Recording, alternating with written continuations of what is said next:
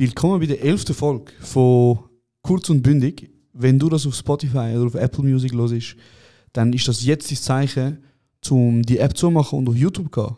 Weil wir sind auf YouTube. Wir sind auf YouTube, ihr habt es gehört. Wir haben ein bisschen verändert. Wir haben unser Studio ein bisschen angepasst. Wir sind jetzt ein bisschen visueller. Gewisse Leute haben sich beschwert wegen Ordner im Hintergrund und so. Genau. Aber wir sind rum. Und wir haben jetzt sogar jemanden, der Regie macht. Der Yilo. Und Yilo, das ist dein Zeichen, um das Intro laufen zu lassen. Brüder, endlich haben wir einen Podcast. Aber wehe, du nimmst nicht sehr, hat sein Lachen irgendwo im Intro mit. Also meine Kolleginnen sagen mir immer wieder, ich soll mal in den Podcast einhören. Und ich muss ehrlich sagen, ich verstehe den Hype nicht. Ja, der Melodie.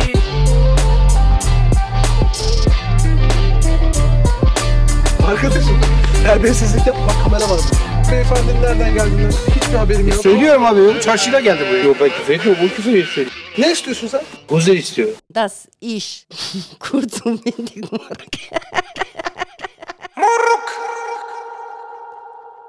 Das ist kurz und bündig, Bro. Folge 11, es hat 2-1, darum ist es vielleicht ein Neustart, Bro. Mhm. Und ja, wir machen jetzt einen Videopodcast. Natürlich dürfen ihr alle noch weiterhin das hören auf Spotify und auf Apple Music und wo ihr wollt. Aber ihr könnt jetzt, wie euch so viele Leute geschrieben haben, ihr könnt jetzt wirklich auch unseren ganzen Podcast auf YouTube anschauen. Den Link übrigens findet ihr wie immer in unserer Bio oder im Beschreib von dieser Folge. Oder, Serhat? Ja, muss. Irgendwie findet schon den Link. Und sonst auf Insta oder auf TikTok oder irgendwo werdet ihr gesehen. Und dann ja, mal gespannt, wie eure Reaktion ist. Genau, auf jetzt der erste Videopodcast. könnt ihr aufhören, euch stressen mit «Macht Video, ganze Video» und so. Ja, brutal, wirklich. Ja, Bro, was ist die Woche gelaufen eigentlich so bei dir? Ey, nichts extrem Spannendes eigentlich. Ich bin halt viel jetzt mit Jungs am Gamen. Wieder ein bisschen. Das Wetter war halt extrem heiß gewesen. Ja. Es ist wieder unerträglich heiß. Es wird langsam richtig schlimm. Und ich habe wieder gemerkt, was für ein Scheiß eigentlich meine Energiewohnungen sind. Ey, Bro. Ja, wir wohnen sogar noch im 6. und 7. Stock wegen Duplex. Sorry, mehr so nicht. Genau. Es wird fucking heiß, Bro. Ich kann schon den Ventilator wieder auspacken.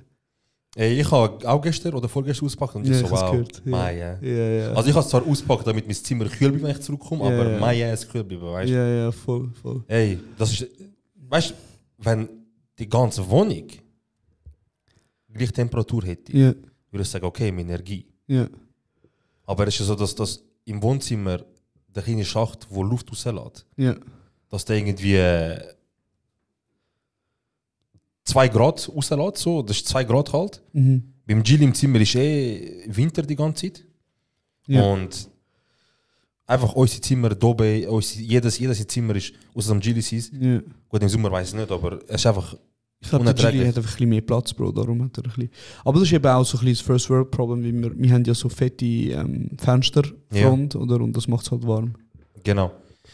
Yes, ja, auf jeden Fall. Du bist dich die ganze Zeit am Abchecken in dieser Kamera. Sollen wir es abstellen, damit es ein bisschen Nein, natürlicher ich habe gerade vorher gemerkt, dass das halt vor meinem Gesicht ist Ja, und ich ja. will, dass man weiß. dass man das wunderschöne Gesicht sieht. Wir Genau. haben ja noch Close-Kamera. Keine Angst. Genau. Ich habe jetzt auch endlich so entspannt, so wie in der Schule, weißt du? Ja. So die coole, so ganz hin am Gageln, fast auf Ja. Fresse am Am Gehen. Gageln, das ist das, was ich schon lange Ja, nicht gehört am habe. Gageln, Bro. Ja, was ist die Woche? Es ist verdammt warm geworden. Was ist die Woche sonst noch passiert? Bist du eigentlich wieder mal im Ausland gewesen, oder?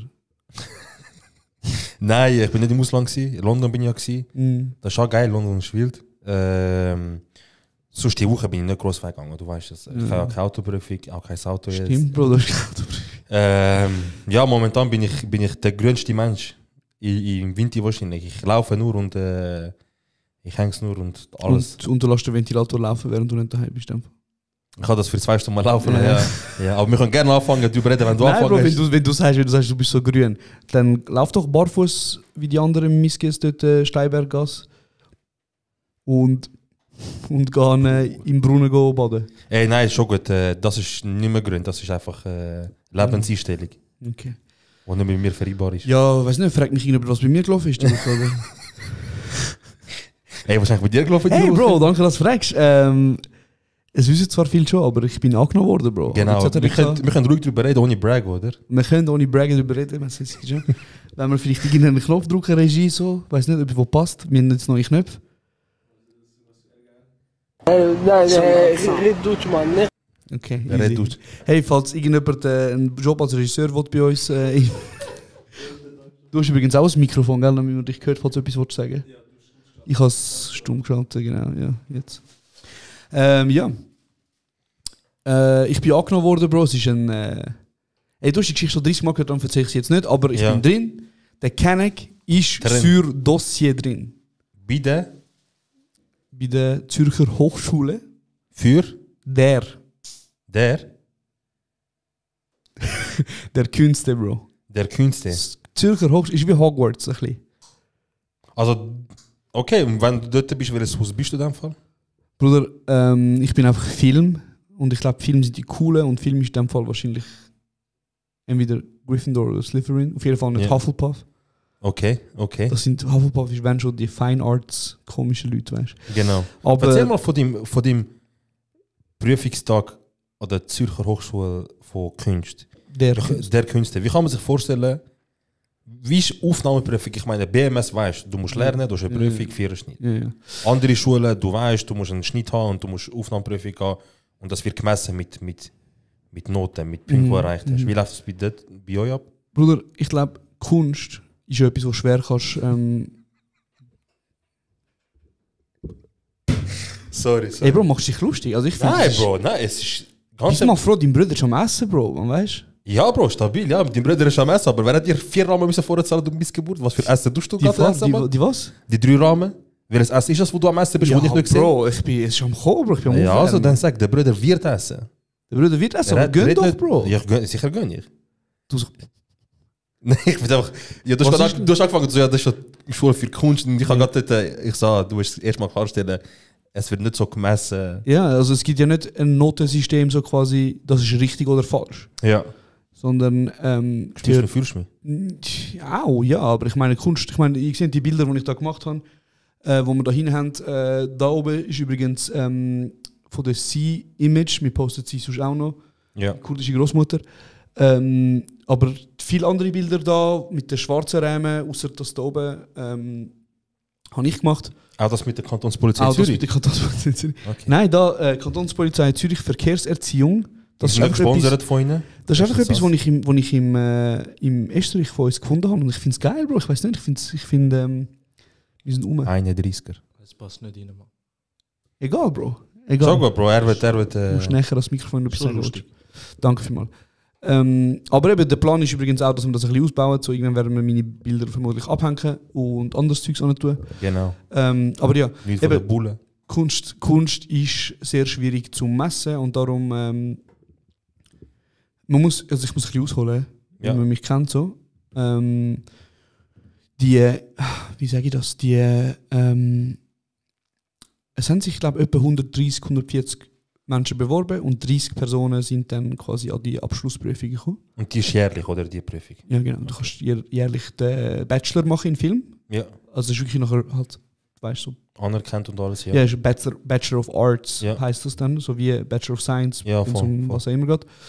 Und hey, Bro, wir haben den Film müssen schauen, also wir sind so 30 Leute in der Universität, nein, in der Hochschule gewesen.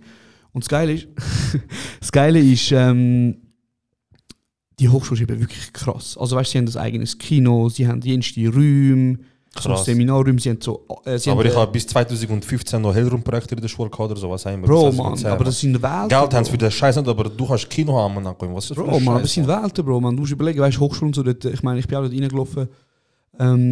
Und sie haben so Ari-Kameras. Und so eine Ari Alexa zum Beispiel, das ist so ein bisschen der Lambo von den Kameras, wenn du so willst. Die kostet 80'000 Stutz, so. Weißt, und die haben die Kameras dort. Wo haben die, Bro, sagt der ehrlich? Bruder, sie haben die Kameras dort, weißt, zum Auslehnen für so Projekte und darum ist es geil. Ich sag dir ehrlich, ich bin hure froh, bin ich drin, Bro. Du kannst dich wirklich so entfalten. Du kannst 3 Jahre lang machen, was du willst. Weißt du, das ist Kunst. Hauptsächlich Kunst, Bro, ja. Aber weißt du, du musst zusammenarbeiten mit... Logisch, du musst mit schon liefern. anderen, Hast nicht einfach oder? 3 Jahre chillen und am Schluss Nein. stark Also sein. du hast ja Leute, die Musik studieren. Du hast Leute, die Sounddesign, die Production Design studieren. Production Design ist so ganze Set aufbauen. Weißt du, so... Ja, fix. Wenn ich sage, ich filme in einem Zimmer, dann tun sie das Zimmer einrichten. Gestalten, okay. Genau, gestalten. Okay. Du hast Setdesign, du hast Musik, du hast Bro, du hast jenes Zeug, du hast Fine Arts, du hast Tanz, du hast wirklich so und Ton und whatever und du kannst dann werden so Teams bildet, Ja. so Filmcrews. Aha, also Aus den wo alles vertreten ist. Genau, aus den Regisseur. verschiedenen Dingen. Okay, Und aus Film hast du vielleicht jemanden, der Drehbuch macht, der andere macht Produzent, weißt du, so. Ist nur recht spannend. Kann man sich so vorstellen, dass du eigentlich in der Schule wahrscheinlich viel mehr Arbeiten hast, wo du Ja, liefern genau, du hast keine statt- okay. Prüfungen, oder? Du hast, Keine fixe Fächer, du hast, so quasi blöd gesagt. nein, du hast schon Fächer und Module natürlich, aber es gibt Leistungsnachweise, Okay. nennt man das. Okay. Und dann ist es so wie, ich weiß ja noch nicht genau, wie es läuft, aber es ist so wie bis Ende Semester mit einem Film gemacht habe. Okay. So, und du bist der Regisseur zum Ja, Beispiel. ja. Oder du bist der Drehbuchautor, was auch immer. Ja, Bro, und irgendwie sind wir dann in dem Kino drin gewesen. Ist ein geiles Kino. Hey, ja, es ist ein Kino, Bro. Also weißt du, es ist jetzt einfach du so... zum Beispiel sagen, hey, Jungs, gehen wir in die Schule, ich kann Schlüssel, gehen wir ins Kino. Ja, wir können den mieten, weißt du, so theoretisch. Ich meine, Bro, es hat so 10 Reihen, glaube ich.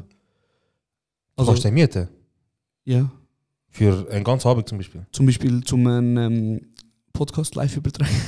Rein theoretisch könntest Ich glaube schon. Ja. Rein theoretisch könntest du ein paar Kollegen mitnehmen und gamen. Hey, ich meine, das kannst du auch. Und Also du könntest schon, ja. Nicht. Aber vielleicht wenn sie dann schon, dass ich etwas mit Kunst zu haben. Ja, ich sag das. Aber es hat auch Game Design übrigens an dieser Schule. Ja, ich habe es mitbekommen, so Game Design, ja. Also es hat auch Leute, die Game machen, studieren. Fix. Ey, noch kurz, bevor du redest. Ja. Gibt es so, du kennst eher als ich kann niemand, aber gibt es so bekannte Persönlichkeiten, so, wo man jetzt so ein bisschen mehr oder weniger kennt? So berühmte Alumnis von der ZHDK. Genau. Hey, Yilmaz, gib mal ein auf Safari, gib mal ein Alumni. Alumni, das Wort bedeutet Absolventen. Halloumi? Alumni. Ja, wie Aluminium. Alumni. Okay, und das ist so... Das ist das Wort für Absolventen von einer okay, so die Hochschule. Bekannte, okay. Genau. Alumni. Gib mal die Alumni ZHDK bitte. Okay, ja. Bisher das rausfischt. Der Ivan Engler zum Beispiel ist ein Schweizer Regisseur, der hat den ersten Sci-Fi-Film gemacht. In Oberi sogar, haben sie das ganze Set dinglet. Der heißt Cargo, das ist leider nicht so ich kenne so abgegangen. viele Schweizer Filme. Ich kenne Josh Negroni, seinen Kurzfilm, und ich kenne den Film von Stress. Und dann da oben haben wir eine Liste. Stress, sorry. Gib mal in einem neuen Tab Blue My Mind. Blue My Mind, ist das Genau, ein Film? Blue My Mind. Blue, wie Farbe, genau. Blue My Mind ist ein Film von einer Regisseurin, die jetzt gerade den Master abgeschlossen hat, vor 2 Jahren, glaube ich. Von der, sagen wir es? Etwas. Was steht dort? Die erste Person, Besetzung. Nein, geh auf Ding, Wikipedia. Genau, zeig mal. Was ist die Regisseurin? Lisa Brühlmann, genau. Ich bin gestern am Tag von ihr. Lisa Brühlmann ist ein Alumni vom Masterstudium. Ja. Und sie hat Blue My Mind gemacht als ihren Abschluss, Masterfilm. Und der Film ist mit Zoe Past. Nein, wie heißt die? Die eine Schweizer Influencerin, die mega. Welche von den 300'000? Auf Besetzung von Blue My Mind. Zoe Pastel, oder? Okay, weder der Film noch, sie sagt mir etwas, aber es sind einfach schon ein paar Leute um. Ja, aber was ich wollte sagen ist, sie hat jetzt gerade einen Sky-Deal gehabt. Oh, okay. Und hat eine Serie gemacht, hat 2 Folgen von einer recht bekannten Serie gemacht, Ja. wo die eine asiatische Darstellerin von Grey's Anatomy, weißt du welche? Ey, ich bin wahrscheinlich einer von den wenigen, der es nicht geschaut hat. Okay. Sie macht dort mit. Geh mal, sorry, wenn du gerade dran bist, Bro, geh nochmal auf Lisa Brühlmann, ihr Profil, und geh mal auf Filmografie. Das ist die Regisseurin, oder? Genau, und Lisa Brühlmann hat jetzt gerade 2 Folgen in England, glaube ich, gedreht von dieser Serie. Und das ist eine Serie, die auf Sky läuft. Welche Serie? Schau mal schnell, die letzte. Komm mal ein bisschen runter. Servant. Killing Eve habe ich gemeint, aber Servant hat sie auch gemacht, genau. Okay. Auch durch 2 Folgen, ja, dort. Genau. Killing Eve ist, Kann man auf den Film hinaus? Ja. ist eine Serie, die auf Sky läuft und ist recht geil. Also weißt so, und ich meine, so wie ich es von ihr gehört habe, sie hat mega viele Anfragen und sie entscheidet so ein bisschen, was sie machen will. Und ich meine, es ist halt schon krass. Ich meine, sie hat jetzt den Master abgeschlossen. Ja. Und dann sie hat mir dann auch so gesagt, ja, weißt du, wenn du einen Agenten hast, so, die finden dich schon. So, weißt du, don't call us, we call you. Okay. Und ja, die haben sie dann angefragt quasi für das Zeugs. Und sie ist jetzt einfach so in Amerika am Filmen, weißt du, momentan am Serie. Stabil. Und ich meine, sie hockt dann, du hast dann so einen Table Read, weißt du, Ja. wo dann so alle Produzenten und Schauspieler und sind ja bekannte Menschen, weißt du, Ja. die dort hocken und sie lesen das Drehbuch zusammen. Okay. Und sie so, hey, ich bin gerade aus dem Masterstudium raus, ein Jahr später. Sie hat eben den Blue My Mind gemacht und Blue My Mind hat der jenste Festivals Preise gewonnen. Ist ihr erster Langzeitspielfilm, Ja. also über 2 Stunden, glaube ich, oder über 1,5 Stunden. Und ja, jetzt ist sie rum, oder weißt du, ich meine, jetzt macht sie... Ist das der Normalfall, dass man so etwas erwarten kann, wenn man aus der Zürcher Schule für Kunst rausgeht? Oder ist das eher so, hat auch damit so, dass auch ein Talent dahinter steht? Weißt Bro, also, ich sage es so, aus dem Bachelor kommen 15 Personen im Normalfall. du? Okay. Der Pro Jahr. Master macht dann nachher noch vielleicht nochmal 6 Personen. Okay. Und ich meine, Das ist dein Ziel, oder? hey, ich weiß nicht, was mein Ziel ist. Mein Ziel ist erstmal den Bachelor machen. Okay. Und ich bin halt eine Person, Bro, ich bin sehr outgoing. Ich habe jetzt einen Podcast, den ich noch mache. Ich habe ja eine Snapchat gegründet. Ja. Das heisst, ich bin schon easy vernetzt. Und mein Ziel, ich meine, ich respektiere Lisa Brühlmann mega, aber mein Ziel ist nicht ins Ausland gehen. Ja. Natürlich ist ins Ausland gegangen, weil das Geld, das du da bekommst und das Geld, das du dort bekommst, ist in der Welt. Ja. Dort kommst du wahrscheinlich für so eine Nebenrolle so viel über wie da, vielleicht so für eine wichtige Rolle. Genau, weißt? und ich meine, als Regisseur, in Amerika gibt es sogenannte Gilden, das nennt man auch Zünft Ja. in der Schweiz. Es ist dann wie so, es gibt zum Beispiel Directors Guild of America. Ja. Und das ist so wie die UNIA, so eine Gewerkschaft.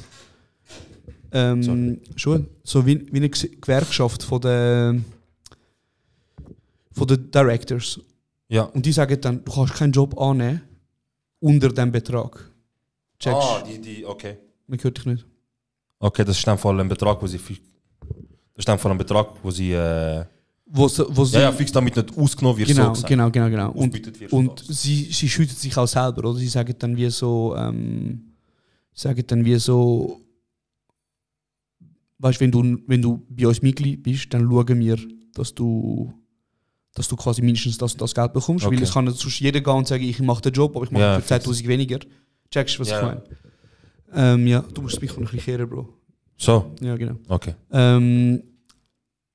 Und das ist schon einfach verdammt spannend, weißt? Und ich meine, sie ist frisch aus dem Studium gekommen und sie hat auch Talent, das muss man sagen, sie hat Talent. Aber ich meine, Blue My Mind, der Film, den sie gemacht hat, Budget umgerechnet, sind 1,5 Millionen gewesen. Und das ist nichts. Also weißt, und du musst dir vorstellen, die 1,5 Millionen, von dem sind schon mal 750 sind eigentlich Infrastruktur. Ja. Also so Studio und was weiß ich, Ja. wo eigentlich nicht bar auf die Hand kommt oder Marketinggeld und so. Das ist ja kein Geld. Ja, fix, ja. Also für die Filmbranche, sage ich jetzt mal, oder zum geilen Film machen. Aber sie hat jetzt schon nach kurzer Zeit sehr weit gebracht und mein Ziel ist natürlich auch. Also ich hatte gesagt, mein Ziel ist ganz klar, wenn ich in Amerika gehe, den Bachelor machen, ich wollte eine Serie produzieren in der Schweiz oder einen Film, wo halt vor allem ein bisschen mehr so ein bisschen POC, Kennex, Leute Ja. auf das Ding zeigt. Weißt du, so in den Film zeigt. Ja. Und nicht ein Kenneck, wo halt endlich mal ein Kenneck, aber er ist Drogendealer. Ja, der ist doch aggressiv. Genau. Also er liebt einen, aber er ist doch Genau. noch der Er liebt typische, sie. aber er ist, wenn es erfahren kommt, er kann nur Sachen mit Gewalt lösen. Genau, oder er liebt sie und dann kann er wie nicht mit ihr zusammen sein, wie sie ist eine Schweizerin. Weißt? Ja. Und genau so Stereotyp-Geschichten. Ich meine, Bro, ich bin ja, also vielleicht zum schnell den Kreis schliessen, die Prüfung ist aus mehreren Teilen bestanden. Oder? Der erste Teil war, wir müssen einen Film schauen, Ja. wo von innen schon ist. Und ich musste dann über den müssen schreiben, dann habe ich eine Geschichte müssen schreiben. Die Prüfungen sind 3 Tage gegangen insgesamt. Am letzten Tag bin ich so in einem Kreuzverhör gewesen, Ja. vor den Juroren. So der letzte Abschnitt, bevor Genau, alles fertig ist. Okay. Genau. Und das Kreuzverhör ist so gelaufen, sie haben mich so gefragt, weißt, wieso kommen immer Frauen vor in deinen Drehbüchern? Wieso sind immer Ausländer in deinen, also weißt du, so direkt, Ja, weißt? voll direkt, ja. Und ich habe ihnen gesagt, ich so, hey, ich habe nichts dagegen, wenn ein 30-jähriger weißer Mann Hauptdarsteller ist. Ja. Aber ich habe es gesehen. Noch oft, ja. Genug oft, Bro. Ich habe gesagt, wie viele Männer noch machen, wo... Bro, ich bin all in gegangen, weißt du? Ja, fix. Kennst Wenn du schon, dann schon. die Ausländer, die so, also die kennen ich so erzählen, ich habe das gesagt und ich habe das Nachher er gesagt. so und nachher ich Aber so. im Echt sind sie so gewesen, ja, sicher. Und das Selbstverständlich, immer gerne. Nein, aber ich habe echt gesagt, ich so, schau, ich habe es gesehen. Und ich habe gedacht, schau, Bro, ich gehe all in. Ja. Weißt du, so, entweder sie nehmen, und dann habe ich ihnen gesagt, ich habe es gesehen, wie viele Männer noch machen über Bauern oder Banker. Ja, Es fix. gibt keinen Schweizer Film, wo nicht entweder ein Bauer oder ein Banker vorkommt. Man, wir haben es gesehen, weißt du, so. Wir haben es wirklich gesehen. Und dann habe ich ihnen gesagt, ich will das nicht, ich will etwas anderes machen, ich habe Geschichten zu erzählen. Und dann haben sie gesagt, ja, hast du das ist der richtige Weg für dich, Studium und so. Filmwelt, so, du weißt, heavy, weißt, den Job machst du nicht aus Leidenschaft, also weil du es geil findest, sondern das ist einfach ein Job, der dich abfuckt. So. Und ich habe gesagt, ich gehe dort hin, ich werde in die Filmbranche gehen. Die Frage ist nur, mache ich es mit euch oder ohne euch? Wirklich, Bro, ich habe direkt, und am Schluss habe ich noch gesagt, hört kurz und bündig. Stabil. Ja, Bro. Ja, ich glaube, nur wegen dem letzten Satz haben sie gesagt. Genau so. Ich glaube, nur wegen dem letzten Satz haben sie gesagt, ja gut. Ja, Bro, und 3-4 Tage später ist dann ein Mail gekommen, weißt du? Und das ist eben so, wie in diesen amerikanischen Schulen kommst du eine Mail über. Ah. Nachher musst du auf den Link drücken, zuerst mal. Voll betrieben mühsam. Bro, weißt du, so im Anhang finden sie den Link mit dem Entscheid. Ja. Ich so, ja, easy. Das Mail sagt dir nichts, ob du bestanden hast oder nicht. Am Schweizer, alles. Bro, Wallah, ich so, oh mein Gott, ich schon mal überlegen, so, wem seine Mutter ist, ich weiß so. Bro, ich mach Mail auf. Es war etwa 7:30 am Morgen, Bro. Ich bin, glaube der Erste, der das Mail gesehen hat, weil 1 Minute nachdem es kam, habe ich es schon per Zufall gerade gehabt. Okay. Ich mache das Mail auf, ich drücke auf den Link, ich melde mich an auf dieser Plattform, weißt du? Ja. Und Bro, ich drücke drauf und dann steht so eben gratulieren, sur Dossier. Und jetzt kommt das Krasse, Bro. Ein sur Dossier kennen in dieser Schule. Ja. Ich sag dir ehrlich, Bro, ich bin stolz drauf. Ja, safe kannst du auch stolz auf sich sein. Weil Sur-Dossier wird da generell auch jeder andere Dings, auch jeder andere Studiengang extrem krass gewichtet. Also es ist nicht so, dass du voll einfach... Nicht der Einzige, der keine Ahnung hat, was Sur-Dossier ist. Sur-Dossier ist, wenn du die offiziellen Aufnahmebedingungen nicht erfüllst, aber ein außerordentliches Talent hast oder eine außerordentliche Leistung erbracht hast, dass sie dich doch in Betracht ziehen, dich reinzuholen. Und wenn du Sur-Dossier reingelassen wirst, ist wirklich so... Das ist wie wenn jetzt... willst studieren Wirtschaftsrecht, aber du hast kein BMS, aber keine Ahnung, dein Vater ist Blocher oder irgendwie... Oder du bist Josh Negroni. Oder du bist etwas so Suit-Style, du hast da schon Geld gewaschen mit 24 und Ja, und Bro. dann sagen sie, komm rein. Ja, Sur-Dossier heisst eben wirklich so viel wie, das ist eigentlich genau richtig erklärt, das heisst so viel wie, also, ich will ja nicht braggen, Brag nicht. aber es heisst, aufgrund von außerordentlichem Talent. So wie ich habe ja kein BMS, ich habe ja kein Gimmick gemacht. Ja. Aber aufgrund von meinen bisherigen Arbeiten und von dieser Prüfungen, die ich gemacht habe und so, haben sie mich dann doch genommen. Also eben, das Sur-Dossier ist nur, dass er in die Aufnahmeprüfung reingekommen ist. Genau. Nachher geht es noch darum, dass die Aufnahmeprüfung besteht. Genau, das ist gerade nur darum, dass ich überhaupt zugelassen bin. Und so. Genau. Ja, Bro, und dann haben sie von diesen 130 ursprünglich haben sie 30 eingeladen und 15 haben sie genommen. Stabil, du bist von 130 bist einer von den 15. Ja, Bro, und ich freue mich wirklich, der Bruder ist drin. Einer von 10 ungefähr haben sie reingenommen und du bist einer von 10. Ja, Bro, und nein, sie sind nicht einer von 10, doch? Ja, gut. Ja, also ja, plus einer minus, von 9, ja, vielleicht fair, so ja. Ja, Bro, und jetzt wirklich, ich freue mich massiv auf die Zeit so. Weißt du, so wirklich freue ich zum ersten Mal, eben seit meiner Firmengründung, so, kann ich sagen, ich habe richtig Bock, zum nachher dort hingehen, Bro. So mit dem Rucksack. Genau. Mit Velo. Das wollte ich jetzt aber ansprechen. Mhm. Ich meine, das Ganze hat eine schöne Seite. Der ganze Weg, wo du jetzt gegangen bist. Aber der Weg, der vor dir steht, ich rede für viele andere auch sicher, wenn wir uns Sorgen machen, dass du nach den 3 Jahren ein anderer Mensch bist. Nein, Bro, ich habe gesagt, also müssen wir davon ausgehen, dass du innerhalb von diesen 3 Jahren irgendwann mal so einen Charakter entwickelst, dass zum Beispiel sehr viel mit dem Velo fährst, dass uns schräg anschaust, wenn wir mit dem Auto gehen. Oder deinen Rucksack zum Beispiel. Also, gibt es ein Upgrade? Also, du hast jetzt einen geilen Rucksack, aber gibt es mal den Reykjavik Kanaken? Nein, Bro, also so weit kann ich nicht. Dass ich den Fallen Kraken Ich sage dir ganz ehrlich. Ich sage an dem Tisch. Ja. Und du weißt, an dem Tisch. Nein, sorry. Bro, look, ich sage dir ganz ehrlich, auf Twitter, namentlich ist eine Person, aber er hat das Ganze vorangetrieben und es sind viele Leute mit aufgesprungen. Ja, Bro, die Leute machen sich Sorgen, dass der Kenneck Josh zum Joel Josh wird. Also du hast Angst, dass ich so ein bisschen wird wie der Deno? So mit langen Haar und ETH und ja, so. ja, der Deno hat etwas, wo er einfach, das ist so sein Ding, das ist so, dort bleibt er treu und an dem erkennst du auch, dass er, egal wie fest der ETH ist, er ist doch nicht ETH. Ja. Das ist, dass er, egal wo er hingeht, fast egal wo er hingeht, dass er immer Trainer anhat. Ja, Bro, das stimmt. Nein, look, ganz ehrlich, ich meine, wenn ich mich verändere, im Sinne von, ich fahre nur noch Velo und so, und jetzt? Schon Dann gut. fahre ich nur Velo, Bro. Kein Problem, Du weißt, wie oft ich früher Velo gefahren Ja, ja, fix, ja. Wir lieben alle Velofahrer. Bruder, ich bin von Vinti bis zum Europapark mit dem Velo gegangen. Das ist Pflicht. Du hast Müsse in der Schule. Egal, ich bin auch in der Schule Nachtwandern und das würde ich niemals in meinem Leben für keinen auf der Welt machen. Niemals. Wir sind auch mit dem Velo von da Das ist einfach ein Schweizer Schulbildungssystem. Aber das ist freiwillig. Bei mir nicht. Ich bin freiwillig gegangen. Krass, ja. Ich bin schon mal darüber geredet. Du hast schon als Kind nicht so die typischen Kenneck-Sachen. Voll easy, Bro. Kein Ding. Ja, auf jeden Fall. Ist geil gewesen mit Velo. Ja, Bro. Ganz ehrlich, viele Sachen gesehen. Du hast gesehen, was ich für Wettli habe. Fotos gemacht? Du hast gesehen, was ich für Wettli habe. Natürlich. Aber kommen mit dir? Weiß nicht. Erstens muss ich die ganze Comedy von dem ganzen Podcast auf dem Rücken tragen.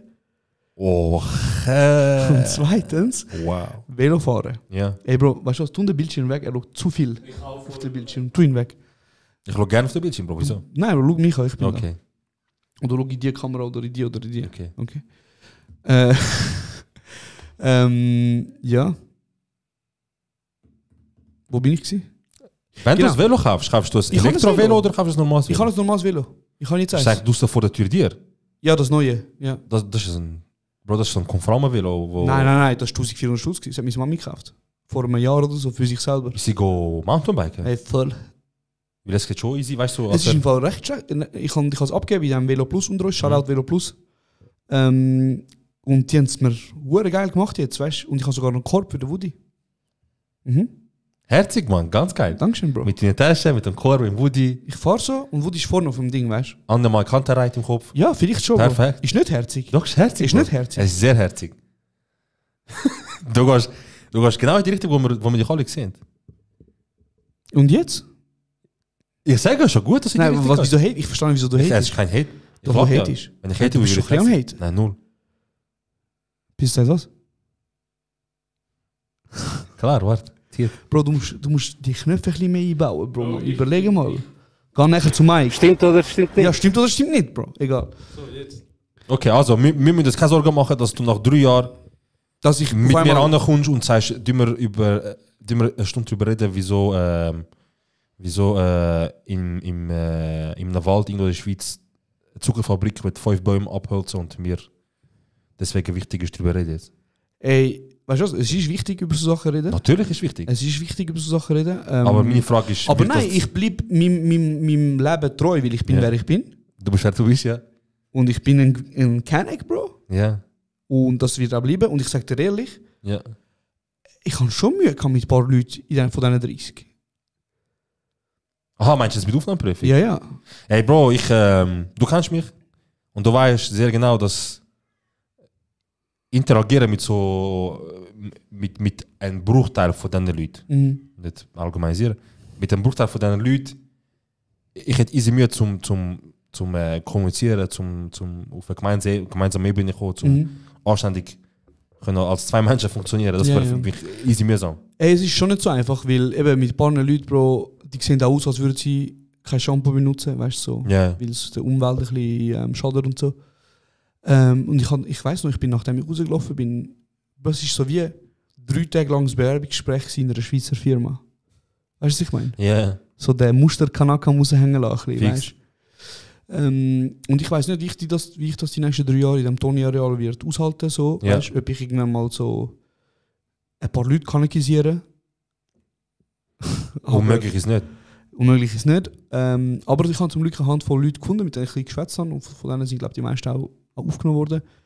die noch ganz okay sind. So. Also weißt du, so ganz okay, nein, die sind geile Sachen. Ja, ganz fix. einfach sind geile Sachen. Du hast mir das jetzt sagen, wenn du mit in die Schule gehst. Ja, ich weiß, die hören meinen Podcast vielleicht, möchtest du sagen. Die sind ganz, nein, sind Nein, geile sie sind Sachen. super, Sie sind sie sind geile super. Sachen. Ich würde sterben für sie. Ja, so ist das, Bro. Und so viel zu dem. Aber ich freue mich wirklich auf die Schule, weil du hast künstlerische Freiheit, Bro. Du kannst 3 Jahre lang machen, Ja, im Rahmen, was du willst, oder? fix.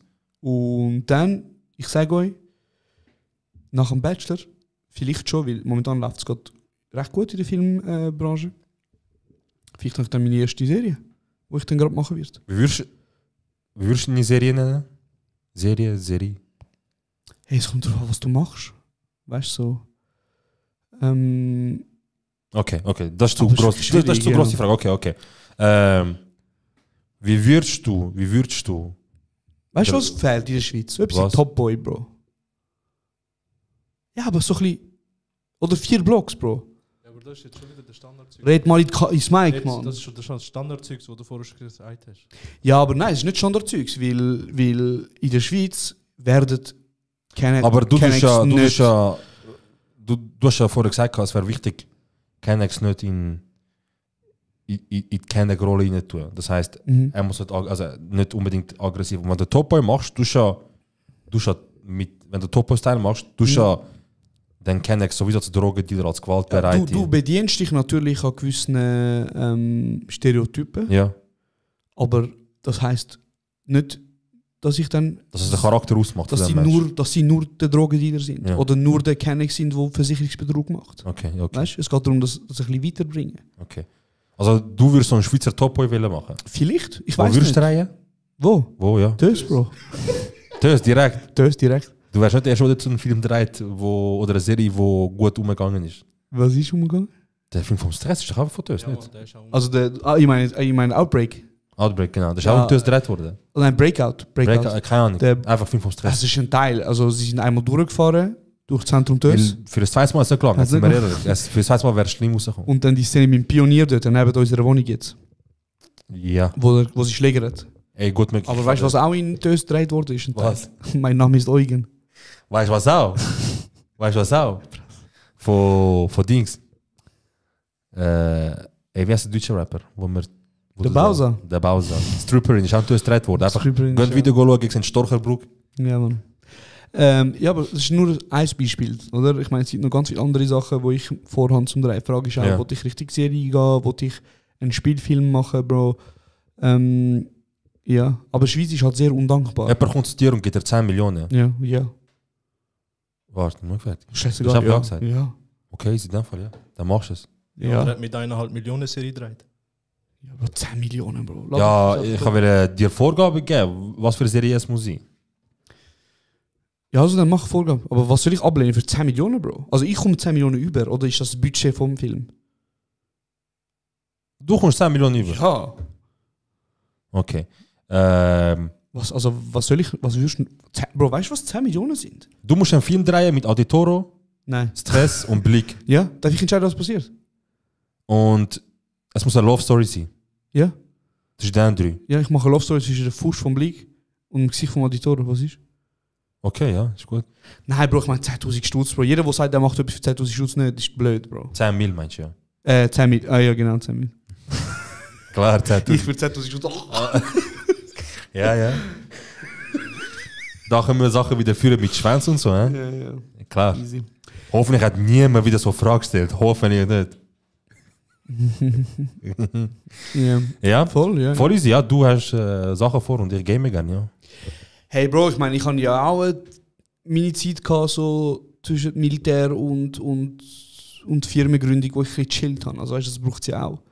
Ich habe jetzt einfach gemerkt, so, ich weiß, was ich will. Ja, fix. Und Bruder, ich sage dir ganz ehrlich, es ist ein bisschen emotional, die Folge ist effektiv ein bisschen emotional heute, aber das Ding ist, Bro, ich hätte mir nie vorgestellt, dass ich in einer Kunsthochschule bin, Bro.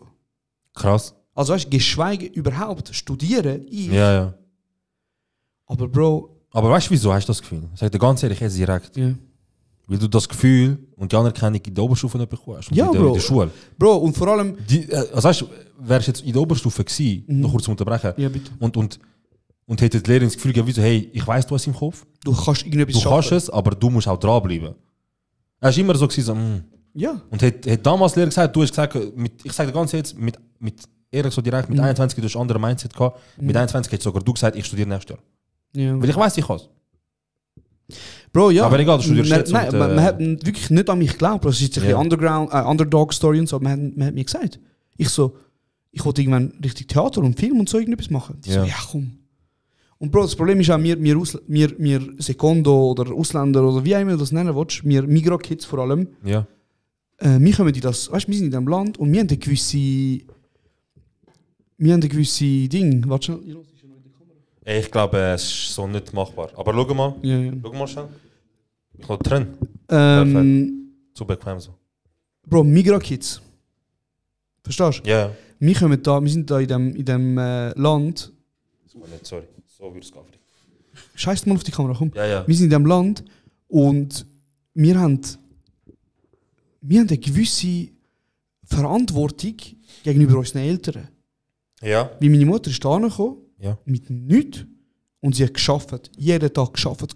Ich muss nichts sagen, Bro, dein Vater. Ja, fix. Weißt du, was ich meine? Das ist eine Geschichte, wo viele von uns nachvollziehen können. Und darum, eigentlich hast du eine gewisse Verantwortung, um einen Job zu machen, der Geld heimbringt. Also weißt du so, Bro, mein Traum ist, dass meine Mutter nicht mehr schafft. Weißt du, was ich meine? So. Aber ich meine, als Filmschaffender schwierig. Wirklich schwierig. Ja, vor allem halt auch, du hast schon mit dem Didi schon drüber geredet, auch vor allem unseren Eltern klar machen, wieso ich mache Kunst. Ja. Und ich verdiene zwar etwas damit. Ja. Und ich bin zufrieden damit. Ja. Sie sagen dann, wenn du nichts verdienst, sagen sie, wieso machst du Zeitverschwendung? Ja. Wenn du wenig verdienst, sagen sie, geh doch einfach Bürojob machen, verdienst mehr, kannst du nebenbei machen als Hobby. Voll, Bro. Ich meine, Bro, aber dann, wenn es ist, dann sagen sie krass. Bruder, das Ding ist, ich mache seit über 10 Jahren jetzt das Zeugs. Ja. So mit 17, ich glaube, habe ich angefangen, meinen ersten Film zu machen. 16 oder so. Ich hätte sogar gesagt 15, 16. Bro, ich bin mittlerweile seit 10 Jahren im Game. So. Ja. Und ich bin ja wirklich, also Bro, ich habe wirklich Sachen gemacht. Ja, du hast nicht so irgendwie am Mittwochnachmittag entschieden, ich mache etwas und... Ich habe ja wirklich Sachen gemacht und mein Vater hat bis heute gesagt, wenn hörst du auf Hobby. Ja. Also, schönes Hobby, aber schaff mal, weißt du? Logisch, so. Ja. Bro, habe ich nicht genug geschafft in meinem Leben, weißt du, was ich meine?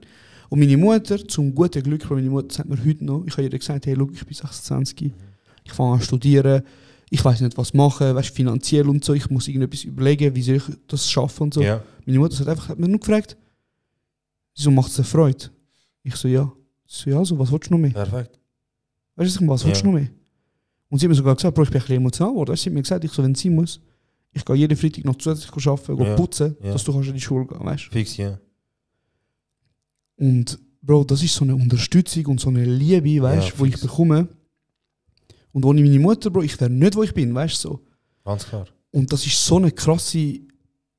Hey Bro, ich meine, ich habe es auf Insta gepostet, du hast gesehen, wie viele Leute so reagiert haben und so. Fix. Es ist so eine krasse Genugtuung für mich, in die Schule reinlaufen. Und ich habe rumgeschaut und ich habe gesagt, ich gehöre da hin, Bro. Und das ist und jeder, der sagt, du gehörst nicht da hin, jemals dein Einsatz. Jeder, der sagt, du gehst nicht da, ne? Der kommt was Knopf drücken, Bro, du musst deinen Job analysieren. Bro, ich bin gerade am Fragenlesen, Mann. Okay. Wo ist der Alarm nach Koima? Nein. Jeder, der nicht... Danke. Und jeder ist auch, weißt du, was er ist? So wie Ronaldo sagen würde, er ist ein... Turkisch, Arushpochuchu.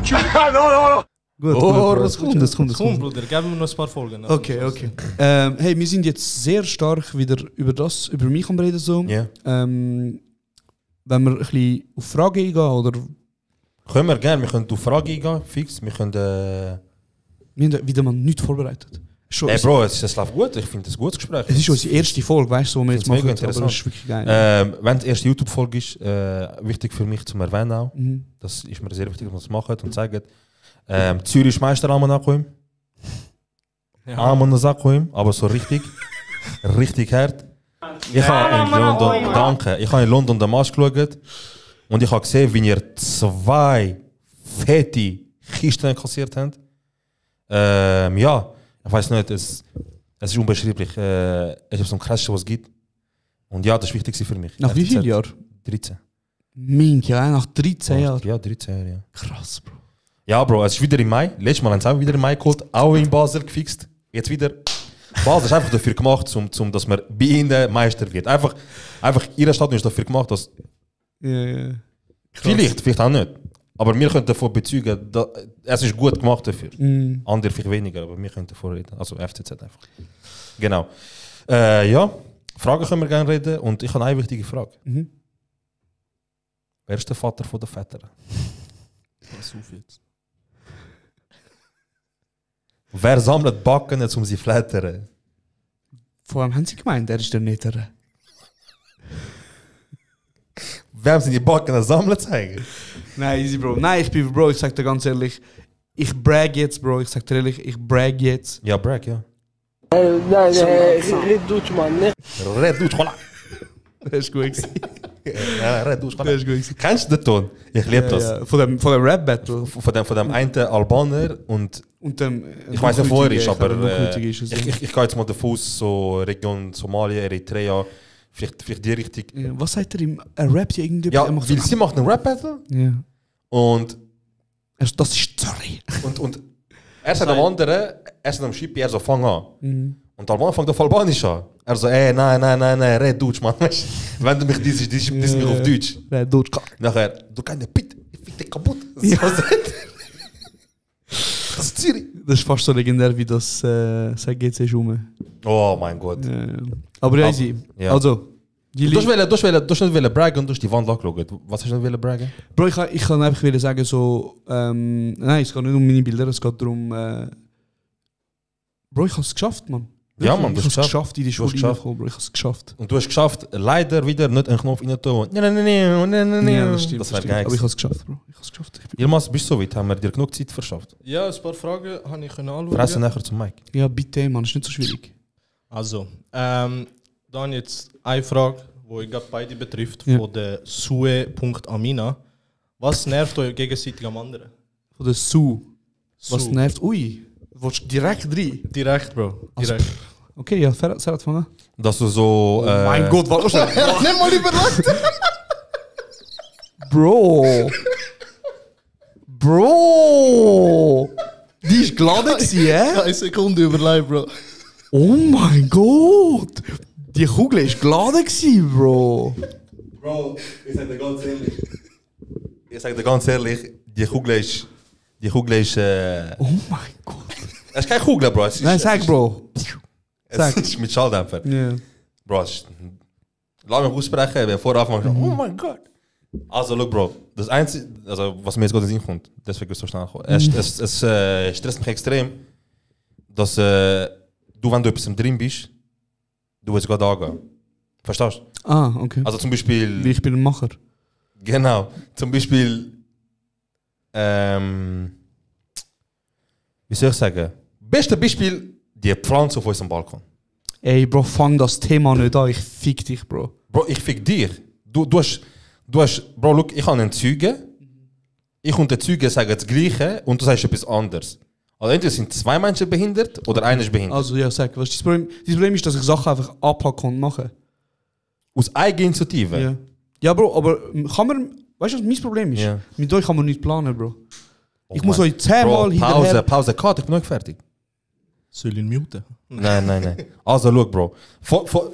Liebe Leute, folgende Geschichte. Wir sind... Wir sind zu dritt halt in unserer Wohnung und wir haben uns gesagt, es wäre doch schön, wenn wir ein paar Pflanzen in unserer Wohnung hätten. So, oder? Und wir sind uns einig gewesen, dass sicher so Wohnzimmer etwas kommt, aber auf den Balkon. So, und dann sind wir uns auch einig gewesen, dass wir mal alle zusammen zu dritt anschauen gehen, Fotos machen und selber entscheiden, wie das läuft. So viel ist abgemacht bis jetzt. Widersprichst du oder nicht? Stimmt, ja. Okay. So. Eines Tages bin ich vom Schaf gekommen und wenn du vom Balkon so die zwei Vasen gehabt, wo kannst du so Pflanzen drauf tun, weißt du? So zwei so grosse Vasen.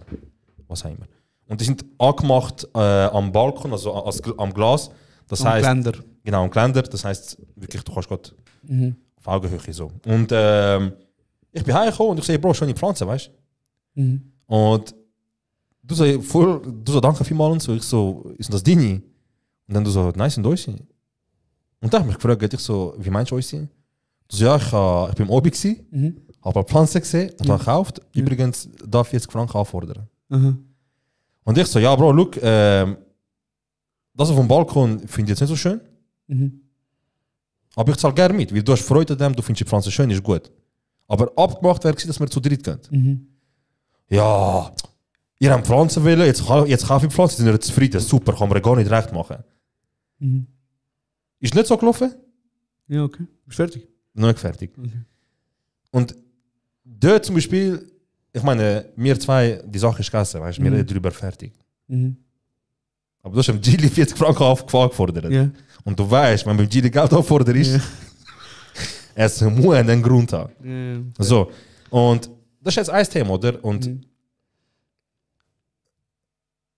was ist die Frage, hassen oder stressen? Wieso, was hasst du denn? Nein, weil Hass ist eben nicht. Nein, was nervt dich einfach? Eben, es ist Nerven. Genau das gleiche wie mit Podcast.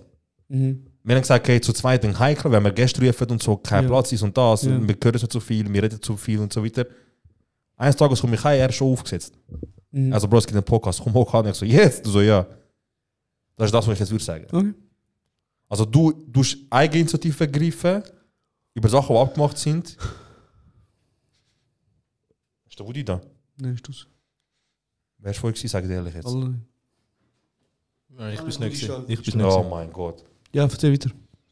Ja, das ist einfach, das nervt. Dass du Eigeninitiative ergreifst von Sachen, die abgemacht sind und nach aus eigener Faust etwas machst. Okay. Und man Bro, muss sich anpassen. mich nervt, Bitte. dass ich immer muss Eigeninitiative ergreifen, Bro. Weil, das mit dem Podcast, wie lange reden wir über das, dass wir das machen? Wir haben das Thema schon gegessen. Nein, aber wie lange reden wir über das Thema? Wir machen es nicht, haben wir gesagt.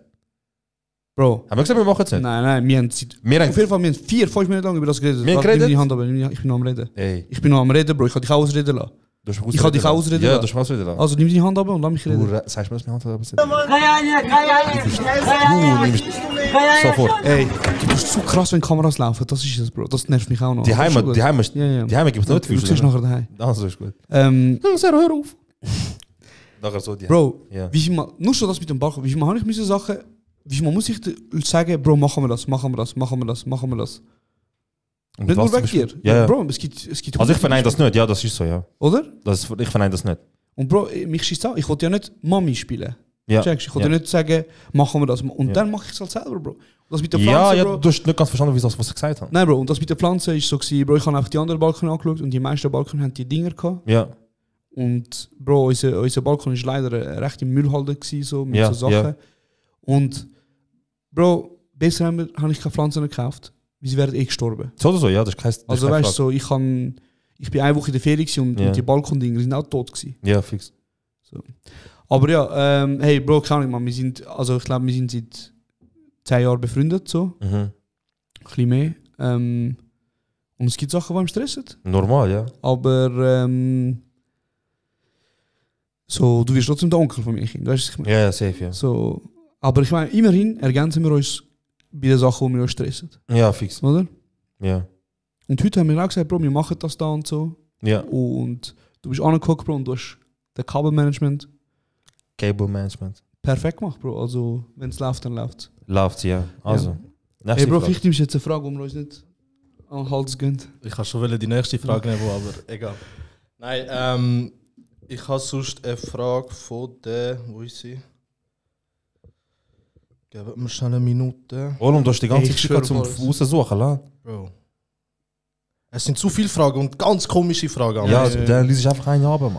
Also, da, Lisa.sxle fragt, den Charakter von einem Kollegen im Kollegenkreis übernehmen. Welchen und wieso? Chance. Ja, 100%. Direkt Chance. Der Chance ist einer der geradlinigsten Menschen, die ich kenne. Zuverlässigste, geradlinigste, zielorientierteste, zielbewussteste. Bro, ich weiß gar nicht, wo anfangen, Bro. Ich weiß gar nicht, wo anfangen. Verstehst du? Wenn der Lehrer dir sagt, du hast da eine Aufgabe, du hast 3 Monate Zeit dafür, wenn du jeden Tag 10 Minuten investierst, hast du in einem Monat fertig. Er ist einer, der jeden Tag 10 Minuten investiert. Und weißt du, was er auch ist, Bro? Was? Sorry. Du weißt, er hat nicht. Nein, weißt du, was er wirklich ist? Er hat so einen Streber und Hermine, wie du sagst, direkt, ja. Charakterzug. Aber die Pitch-Hurricanes, wo die Streberamics machen, Ja. mit «Wir haben noch 50 und so», Ja. das macht er nicht. Nicht. Weißt du, was ich meine? Er hat so den perfekten Ausgleich, wo er ist ein riesiger Kenneck eigentlich, Ja. so. Aber er ist auch ein verdammt geradliniger Mensch, der gerade jetzt seinen Master abgeschlossen hat, Bro. Zum Erwähnen, er hat seinen Master jetzt abgeschlossen, 3 Monate vor Ende vor allem. Von Ende von was? Vor Ende von Abgabe. Also du hast zum Beispiel bis spätestens Oh mein dann Gott, ich habe das gar nicht gewusst. Bro, er hat noch bis Ende Juli oder so Zeit. Bro, und jetzt, wo geht er an? Er ist jetzt maximal rum. Wo geht er an nach? Ja, das ist Das auch sagen wir nicht. Weltreise. Er geht einfach auf Weltreise, Bro. Ey, das ist nochmal ein Beweis für mich, dass er maximal Leben im Griff Bro, er hat. hat so krass im Griff. Schau uns an. Du machst, er hat eine Weltreise geplant und gesagt, Anfang 2023 gehe ich dann weg. Anfang 2023. Ende letztes Jahr, kurz vor Neujahr, kommt er und sagt, ich bin nächstes November weg. Vielleicht sogar Oktober. Bro, man, der Typ hat sein Leben so heavy im Griff, Bro. Ich wünschte, ich wäre er. Und ich sage ganz ehrlich, jeder Vater, der so einen Sohn hat, maximal Einfach gesegnet. Schwiegersohn-Traum, ich schwöre was. Bro, du hast, Ja. du hast ein sorgloses Paket als Kind. Jemand, der schlau ist, der bildet ist, der Anstand hat, der Familie sehr schätzt, der auch keinen Scheiß macht, der Initiative ergreift, der auch für... Bro, das... Alles, was du brauchst, ja. Ich habe so viel geredet jetzt über ihn, ich könnte sogar seinen Schwanz lutschen, ich will Ja, sogar ja. machen, glaubst Ich glaube.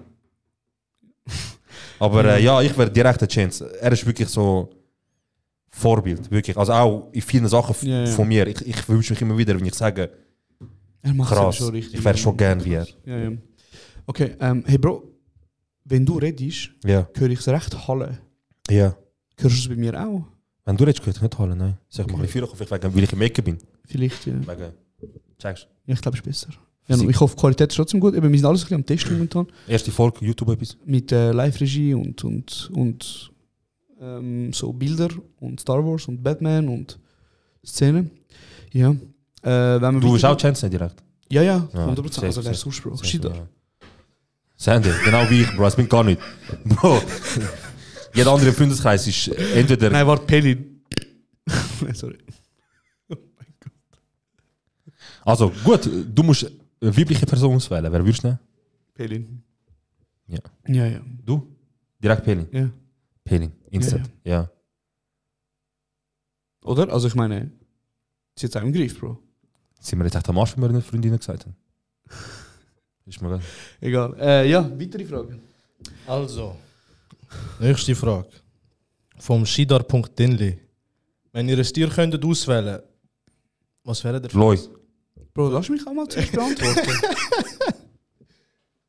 Es gibt im Fall so eine... Also die Frage ist, welches Tier wären wir, wenn wir könnten weil wählen. wir so Animals sind. Wenn wir alle so Animals sind. Es gibt... ich glaube, es gibt so... In einem Psychologiebuch habe ich das mal gelesen. Je nachdem, welches Tier du wärst, so... so deinen Charakter zeigen. Ja. Bruder, ich sag dir etwas. Mein Dreckshund, den ich habe, der Woody, der kleine Legende. Pisser, Bro, der hat das beste verfickte Leben, was es gibt. Ja, normal. Weil er der Hund von dir ist, oder? Bro. Weil er auch ein Hund ist. Ich glaube, es gibt Hunde, denen geht es schlechter, aber ich glaube, es gibt Hunde, denen geht es besser, Bro. Aber der Hund schläft 20 Stunden am Tag. Am Morgen kommt er an mein Bett, lässt sich ein bisschen kuscheln. Ich sage ihm, Woody, wir gehen raus. Er sagt, ja, Bruder, gehen wir raus. Ich sage ihm, Woody, bleib mir daheim. Er sagt, fix, Bro, bleib mir daheim. Ihm ist scheiße, er freut sich über alles. Amigs kommst du aus deinem Zimmer raus, dann rennt er zu dir. Streichelt dich. Dann geht er auch wieder rüber, ganz normal. So. So, Bro, ihm geht es so gut. Weißt? Ich Er glaube hat ein gerne. sorgloses Leben. Bro, ich glaube, ich wäre gerne ein Hund, Bro. Du hast Ja? keine Ambitionen im Leben, du musst keine Steuern zahlen, du musst nicht irgendjemandem gefallen, Bro. Der Typ ist einfach Das am... klingt voll nach Shidar für mich. Der Typ ist einfach sein Leben am Geniessen, Bro. Er schläft den ganzen Tag, wir gehen laufen, für ihn gibt es fett Essen, er wird von meiner Mutter kaputt geliebt, so mit... Also du wärst ein Hund, aber gehen wir davon aus, ich meine, es gibt ja so viele Hunde auf dieser Welt. Ja. Du musst es nicht gerade zwingend... Also stell dir vor, du bist ein Spürhund. So ein Bull. Ja. Meinst du, andere Hunde schauen so Bullen und sagen so, oh shit, so ein Ey, Spürhund. Bro, an. ich weiß nicht, aber einmal verwünsche ich so, der Woody Sachen machen, oder also nicht sagen, aber Sachen machen, wo ich mich frage, hat er das jetzt mit der im Hintergedanken, wo ich jetzt mir denke, gesagt? Mhm. Oder gemacht oder nicht? Weil zum Beispiel einmal schaut er, eben das mit dem Husky, was er erzählt hat. Er hat den Husky angeschaut, schaut so, also macht einen fetten Bogen, läuft er ihm weiter und dann macht er und ich so, hat er jetzt keine Eier gehabt vor ihm? Mhm. Und nachher, als er weg ist, hat er angefangen ihn zu stressen? Ja. Oder ist das, was du gesagt hast?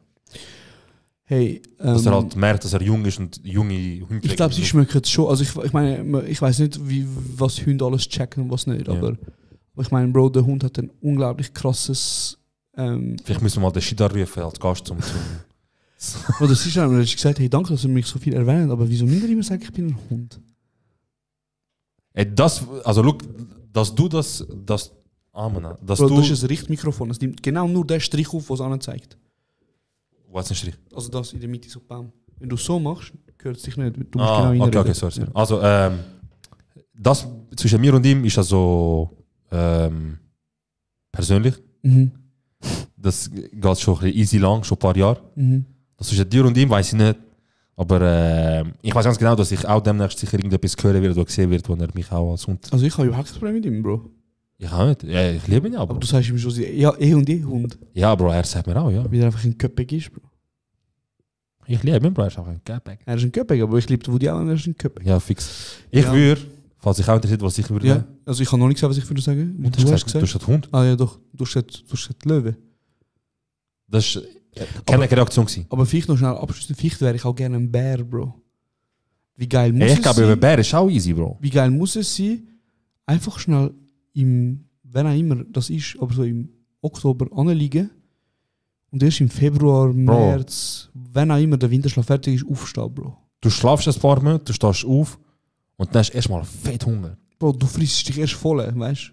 Ja, aber du kannst mir nicht sagen, dass du 3 Monate immer noch voll bist. Bro, aber schon krass, Alter. Und dann gehst du am Bach, nimmst einen guten Ball. Gut, er lacht dort Anfang. Fix. Es hat doch mal einen Bär in der Schweiz gegeben vor ein paar Jahren, wo sie erschossen haben. Ja, sie haben geschossen, aber sie haben mich nicht getroffen. Okay, welches Tier wärst du gerne? Ich muss aufhören. Ich brauche, ich weiß nicht was, aber also eins von den zwei. Ich bin nicht sicher wählen, aber entweder wäre ich gerne ein Wal.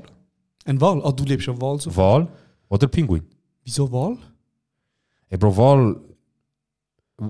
Ein Wal ist so groß, ein Wal ist so schlau, ein Wal kann so weit schwimmen, Bro. Es wäre eben schon krass zum Du siehst so viel, was unter Wasser ist. Es wäre eben schon krass. Aber denkst du, Wal checken das? Also weißt du, ich meine... Bro, Wal sind halt schon brutal gescheit. Meinst du? Ja, Bro, safe. Bro, Wal sind... Also, wenn Delfin anbringen, um dir irgendwie ein Signal... Wenn du kannst Delfin trainieren, dass Delfin erkennt, wer dein Feind ist und wer nicht, und sie greifen ja. Ja, stimmt. Und ein Wal ist extrem schlau. Ja, das stimmt. Okay, krass. Ja, und der Pinguin wäre so interessant, weil ich habe letztens gelesen, ich weiß nicht, ich muss mal ein bisschen mehr lesen. Pinguine sind easy so... Sie sind nur loyal gegenüber ihrem brutal loyale Tiere, aber auch vor allem was sie machen im Alltag ist vorausbestimmt von ihrer Psyche. Ja? Bro, wenn ein Pinguin depressiv ist, verpisst er sich einfach. Er lässt einfach alle liegen und stehen liegen und geht einfach und du siehst niemanden. Vielleicht nach 70, 80 Tagen kommt er zurück. Wie heißt der Zaubertrick zum Dementore Patronus? Ja. Inspector Patronus, oder? Ja, genau, Inspector Patronus. Ja. Also dein Patronus wäre also ein Pinguin? In dem Fall? Ja, oder ein Wal. Oder ein Wal. Ja. Ein Wal wäre krass. Sick. Ja, Bro, sagt er alles so Tier mit Wasser, ist interessant. Stimmt, Bro. Ja, jetzt kommt ja bald der neue Avatar. Hast du Trailer gesehen? Ja. Krass. Beim ersten Avatar war es ja so, dass halt, ich weiß nicht, wie das Volk heißt, aber halt Avatars. Ashari? Nein, keine Ahnung. Einfach, ja, die haben gegen Menschen gefightet. Oder sprich, Menschen haben wie immer auf dem Planeten haben sie verteidigt.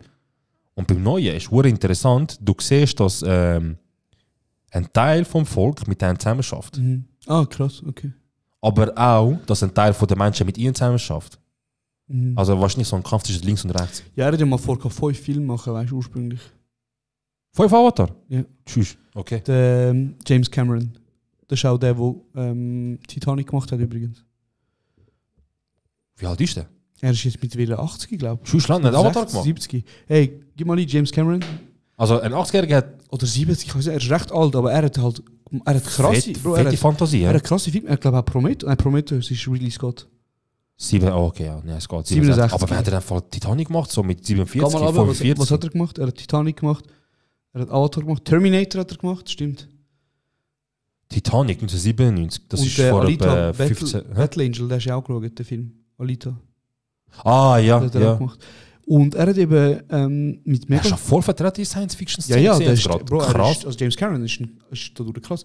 Er hat vor allem auch letzte Dokumentation gedreht, die heisst 20.000 Meter unter Wasser. Wasser, glaube ich. Und dann ist er Ding suchen.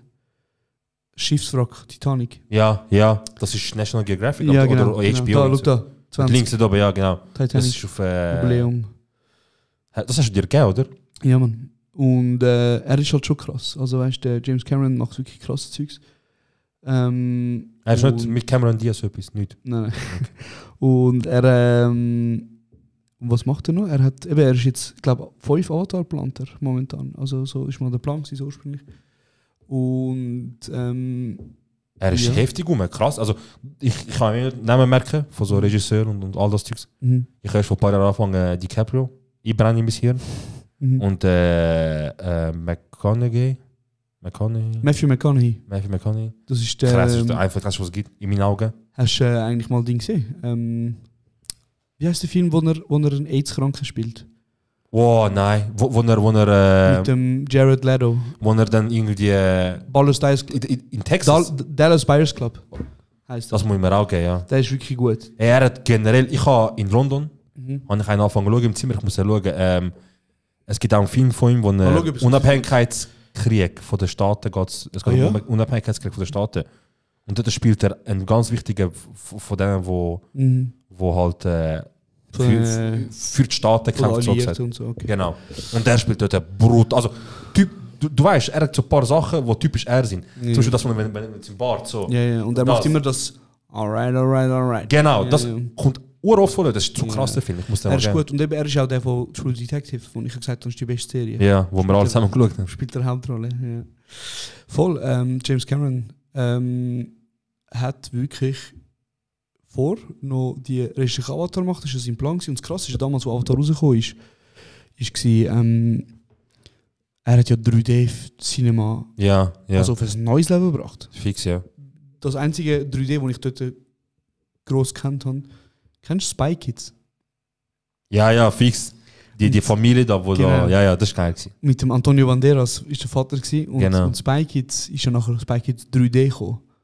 Du hast Ja. die DVD bekommen mit so 3D-Brüllen. Und du hast Genau. können auf jedem Fernseher, egal, hast du können das schauen, 3D. Das ist, also Spy Kids ist etwas mit dem Dings, mit dem, wie heißt der Cholo? Eben dann, du meinst Danny Trejo. Danny Trejo. Trejo, so heißt er. Ja, das ist der, oder? Er heißt Danny Trejo. Zeig Geh mal. mal schauen, was? Oben. Da, Danny Trejo, ja. Machete. Machete, Mann. Voll. Die Legende. Ja, Mann. Und dort hast du 3D geschaut, so Spy Kids. Ja, Und das ist auch nachher- das erste Mal. Ist Avatar, ich weiss nicht, Avatar ist der erste Film, wo ich meine Mutter ins Kino gebracht habe. Krass. Und sie ist so mit ihren 1,59 ist sie dort geguckt Brüllen. und brüllen und sie so, oh, ich so, checkst du etwas? Ich so, nein, urschöne Bilder, weißt du. Aber Geil, Avatar Mann. ist ein geiler Film gewesen, Mann. Avatar ist nice. Stabil. Ja. Jilo? Nächste Frage. Wieder eine Frage, okay. Immer geht die nächste Frage parat. Sonst gibt es Fuß. Du kannst nachher übrigens noch eine Würzfrage für uns raussuchen. Ja. Im Also was willst du Internet lieber? so googlen, was haben wir. Irgendüber Reddit vielleicht oder so und wir reden noch über etwas anderes. Nachher, aber ja, stell die letzte Frage, komm. Also, wir können sonst mal die Frage da nehmen. Also wer stellt sie? Ich stelle sie. Aber wer ist der... Nico.eichwald. Okay. Wenn ein Arzt während der OP stirbt, machen dann die anderen beim Patienten oder beim Arzt weiter? Ja, beim Patienten, der Arzt ist tot. Ja, wirklich, was ist das eine dumme Frage? Hey Nico, Bro. Oder meinst du, oder warte.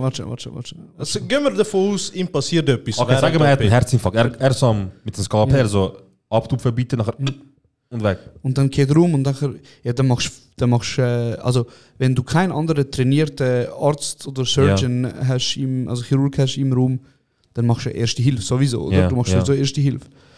Aber das Problem ist, du kannst keinen anderen Arzt einfach so in den Operationssaal holen, Ja. weil die müssen sich ja eine halbe Stunde Vor allem eben wegen Covid erst recht nicht. ja, Ja. ja.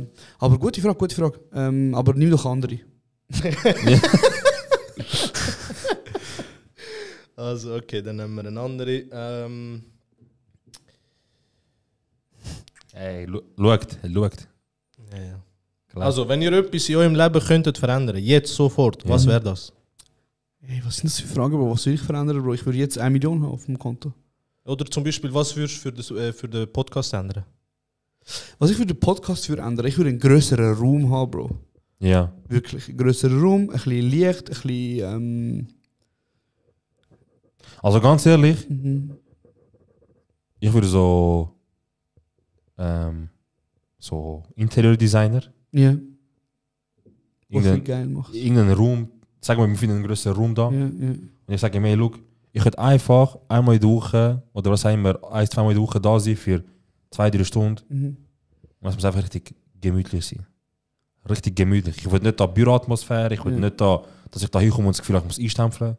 Aber findest du es nicht? Ich finde es gut, dass man einen Tisch hat und so ein bisschen... Also weißt du, es gibt ja auch die Podcasts, die so einen Sessel haben und so Ja. schlimm im Sessel hängen. Ja, aber dort passt eben auch das ganze Ambiente. Du siehst Ja, halt die ja. hinten, weißt, die Bilder, auch die Wand und so. Du hast wirklich das Gefühl, du bist bei jemandem daheim, sind gerade aufgestellt und sind dann bei der Person daheim auf. Ja, fair. Ich finde es eben noch chillig, so dass wir einen Tisch und so haben. Ja, so ist es sicher chillig, ja. Aber Also, ich muss sagen, weißt du, wenn wir den Tisch noch ein bisschen ausschmücken, weißt du, mit so Sachen. ja, fix. Aber ich sage einfach nur, weißt du, hätte die Möglichkeit, jetzt Fair. wegen dem Podcast würde ich einfach Cash in die Hand nehmen und sagen, Fair. Guter Punkt. mach etwas. Okay. Fix. Nächste? Nein, weißt du was, wir reden über etwas anderes, du und Okay. ich. Und der Yellow sucht uns eine gute Würstfrage raus. Wie Would dreckig soll sie sein? Would you rather? Was du willst, Bro, mach so Also, irgendetwas. Wir können sonst über etwas reden, das mich die Woche ein bisschen genervt hat. Ja, bitte. Oder mir geschickt hast. Ich? Ja, die Guter Punkt. die Liste mit den... Ja. Red Soll ich sie Flag. mal auspacken? Schnell? Ja, ich habe mein Handy nicht da. Okay. Aber ja, Erzähl dir mal kurz, wie du auf das gekommen bist und was das genau eigentlich Bro, ich für bin eine auf Liste ist. Twitter am Schauen gewesen und irgendeine hat so eine Liste gemacht so auf Notizen, Ja, auf der Notizen-App mit Red Flags. genau. Sachen, wo für sie Alarmglocken sind, wenn das jemand macht. Und meine erste Frage ist erstmal so, hast du kein Leben, dass du eine ganze Liste machst mit so Red Flags? Und das zweite ist, ein paar Punkte auf dieser Liste sind so absurd, Bro. Das ist so, also wirklich, ich hab das schon mal geschickt Mhm. und ich habe einmal durchgelesen, also Ja. ich habe 4-5 Punkte gelesen, zugemacht, ich so, lies mal weiter, vielleicht hast du nicht checken, was er Ja. schreibt, oder was er schickt. Nochmal gelesen, nicht checken, dir Fragezeichen geschickt. Mhm. Und so, wir können darüber reden, nächstes Mal. So, okay. Bevor du das liest, was Ja. ist für dich ein Red Flag in einer Beziehung? Stell dir vor, du bist an einem Date Ja. und was muss die Person machen oder sagen, wo für dich ein Instant Turn-off ist, wo du sagst, Instant Turn-off. ja. Aber sag mir, es ist für dich ein Bounce. Also, wir reden jetzt von jemandem, wo sie du- und ich beide nur wollen, Geschlechtsverkehr haben. Bumsen. Genau, Okay. ihr wollt einfach bumsen und beim aber Reden... der Plan ist so wie nicht einmal, es ist nicht ein One-Night-Stand, es ist so... Ah, okay, du willst emotional etwas aufbauen, das auch regelmäßig, also Freundschaft plus. Ja, sagen wir so. Ja. Okay. So, und dann, was muss die Person machen, das du sagst, ist ein absoluter... Ich habe mein Ehemann betrügt mich mehrmals. Das ist passiert. Oder nicht? Nein. Ja. Sorry, ich weiß nicht, ob ich das sagen. Ja, das ist, wo wir frisch in die Wohnung gezogen sind. Aber ich meine, da hat sie doch nicht, also weißt du, hat sie doch nicht dafür, wenn sie einen Ehemann hat, wo sie betrügt. Ja, aber sagt mir das nicht. Ja, okay. Weil ich bin so ein Mensch, so Sachen gruseln mich. Nicht, Pause. Ja. Nicht, weil ich sage, wenn Frauen, weiß ich nicht, wenn sie mit mehreren Männern etwas haben, oder wenn eine Frau mit einem Mann etwas hat, mit mehreren Frauen etwas hat, das grüßt mich. Also eine polygame Beziehung. Ja, genau, es grüßt mich mehr, dass sie mir die detaillierte Info sagt. Ah, okay. Also, für was ist das nötig? Verstehst du? Ja. Aber Wieso musst du mir sagen, dass dein Mann dich betrügt und du aber auch mit ihm schlafst? Und, fair, okay. und, aber dann ist vielleicht mehr das Problem emotionale Intimität. So. Sachen anvertrauen, wo sie mit ihrem Partner kannst du mal einen Stand haben? Einfach so aus dem Nichts. Hey, nein, ich glaube nicht so gut. Nein. Eben, das muss eine Aber ich weiss emotionale nicht, Bindung ich schon weiß nicht so. Bro, ganz ehrlich, wenn ich ausgehen würde wie der Chance und im Club wäre. Aber wenn ich aussehe würde wie der Chance Ja. und ich wäre der Chance, Ja. 1:2 ist der Chance. Nein, aber ich habe echt Mühe mit One-Night-Stands, Bro. Ich brauche schon auch eine gewisse Bindung, weißt du, so, ob das jetzt... Eben emotional muss schon etwas rum fair, sein. ja, ich muss die Person ja schon cool finden. Ich sage nicht, du musst lieben, aber du musst schon 2-3 Mal vielleicht getroffen habe, weißt dass aber du... darum sage ich, Stefan, du hast so ein Date halt und dann packt sie irgendetwas aus und sagt irgendetwas. Ja. Du sagst, es ist ein Red Flag. Eben das zum Beispiel, eben wenn sie so zu intim über ihre... Also eigentlich interessiert mich nicht mal, ob du Beziehung hast, weißt du? Ich meine, ich muss nicht dir einen Bull spielen und sagen, hey, ich will das nicht, das, was du machst, ist falsch. Verstehst du? Fair. Aber das wäre sicher ein Punkt. Und nochmal ein Punkt wäre, glaubst wenn sie Wasser mit Kohlensäure bestellt. Ey, jetzt hast du geredet. Wasser mit Kohlensäure ist absolut... Verstehe ich nicht. Hey, ich will Wasser, Ja. aber ich will, dass es mich stresst. Ey, Bro, nein, ehrlich, ohne Scheiß, wer trinkt Wasser mit Kohlensäure, Bro? Ich verstehe die ganze Diskussion nicht darum, dass man im Rest muss sagen, ich will... Ey, fickst mich gerade an. Ich trinke Wasser mit Olum, Kohlensäure. wieso geht man ins Resti und muss am Typ sagen, ich will Wasser mit? Bro, ich schwöre. Für mich ist Wasser, Ich will Wasser, was scharf ohne. ist. Ich will, dass du... ich wäre dafür, dass man sagt, wenn du Wasser ohne willst, sagst du nur Wasser. Und wenn du Wasser mit Kohlensäure willst, sagst du Mineralwasser. Es gibt auch Leute, die sagen... Ich habe mal diskutiert, bis mir jemand Klugscheißer gekommen ist, ja, das normale Wasser ist halt auch Mineralwasser. Deswegen sagt man Wasser und... Bro, sag aber einfach... das ist einfach so, wir sind Ausländer und wir sind so aufgewachsen. Wasser ist Wasser und Mineralwasser ist Man kann es klar Kohlensäure. trennen. Man kann es klar trennen. Mit 2 Wörtern. Aber es gibt ja auch Leute, die sagen, still und laut. Ja, das ist nochmal eine Stufe mehr, die unnötig ist. Völlig unnötig, still und laut. Ich will Wasser. Okay, ist gut. Perfekt. Ich will Mineralwasser. Okay. Ich will Fair. Wasser. Fair. Mit oder ohne? Mit was? Mit oder ohne was? Hey, verstehe ich. Fair. Okay. Das wäre so. Bei dir? Hey, Red Flag. Ich glaube, wenn sie so Finken daheim hat von ihrem Ex, der im Knast ist, das ist schon ein Red Flag. Ja, fix, ja. Aber darf ich etwas zu dem sagen? Ja. Du hast so ein paar Momente schon vorher erlebt, wo Bier so... Bro, ich kann es nicht wieder realisieren. Ich kann nicht Normal. viel mit dir zu tun. Normal. Aber look, es gibt, also ich sage auch ganz ehrlich, gewisse Aussagen sind auch okay, Ja. wenn die Person halt... Hey Bro, look, ganz ehrlich, je besser sie aussieht, Desto eher sagst du, der gar nicht durchgeht. desto mehr kann ich durchgehen. Ja, Oder okay. je wohler ich mich fühle bei ihr, desto Ja. mehr kann ich. Also wenn sie jetzt wirklich... Ja, das gab es bei jedem Menschen so. Ja. Wenn sie jetzt, danke mal, dass du meinen Rücken hast, Bro. Schon gut. Nachher daheim, du siehst schon. Aber ja, Red Flag, Bro, für mich ist so etwas, was ich gar nicht kann haben, wenn sie keinen Film oder Serie schaut. Das ist für mich auch ein bisschen Red Flag, Bro. Gibt es Menschen, wo... Es gibt Menschen, ja, die das machen. So. Was ist der Grund? Wieso ist es das- dich stresst? Ist das religiöse... Nein, es sind Oder- vielleicht Leute, die einfach sagen, ich habe keine Zeit für das. Ah, okay, Young CEOs. So genau, weißt du, so die, wo ich gehe lieber 7 Mal wandern, aber mach das Ding, aber mach es auch nicht mich. Ja, Gehen, fix. gehen, aber geh mit Gott, weißt du. Okay, okay. Aber lies mal die Red Flag Liste vor. Also ja, wir haben da eine Liste von Red Flags.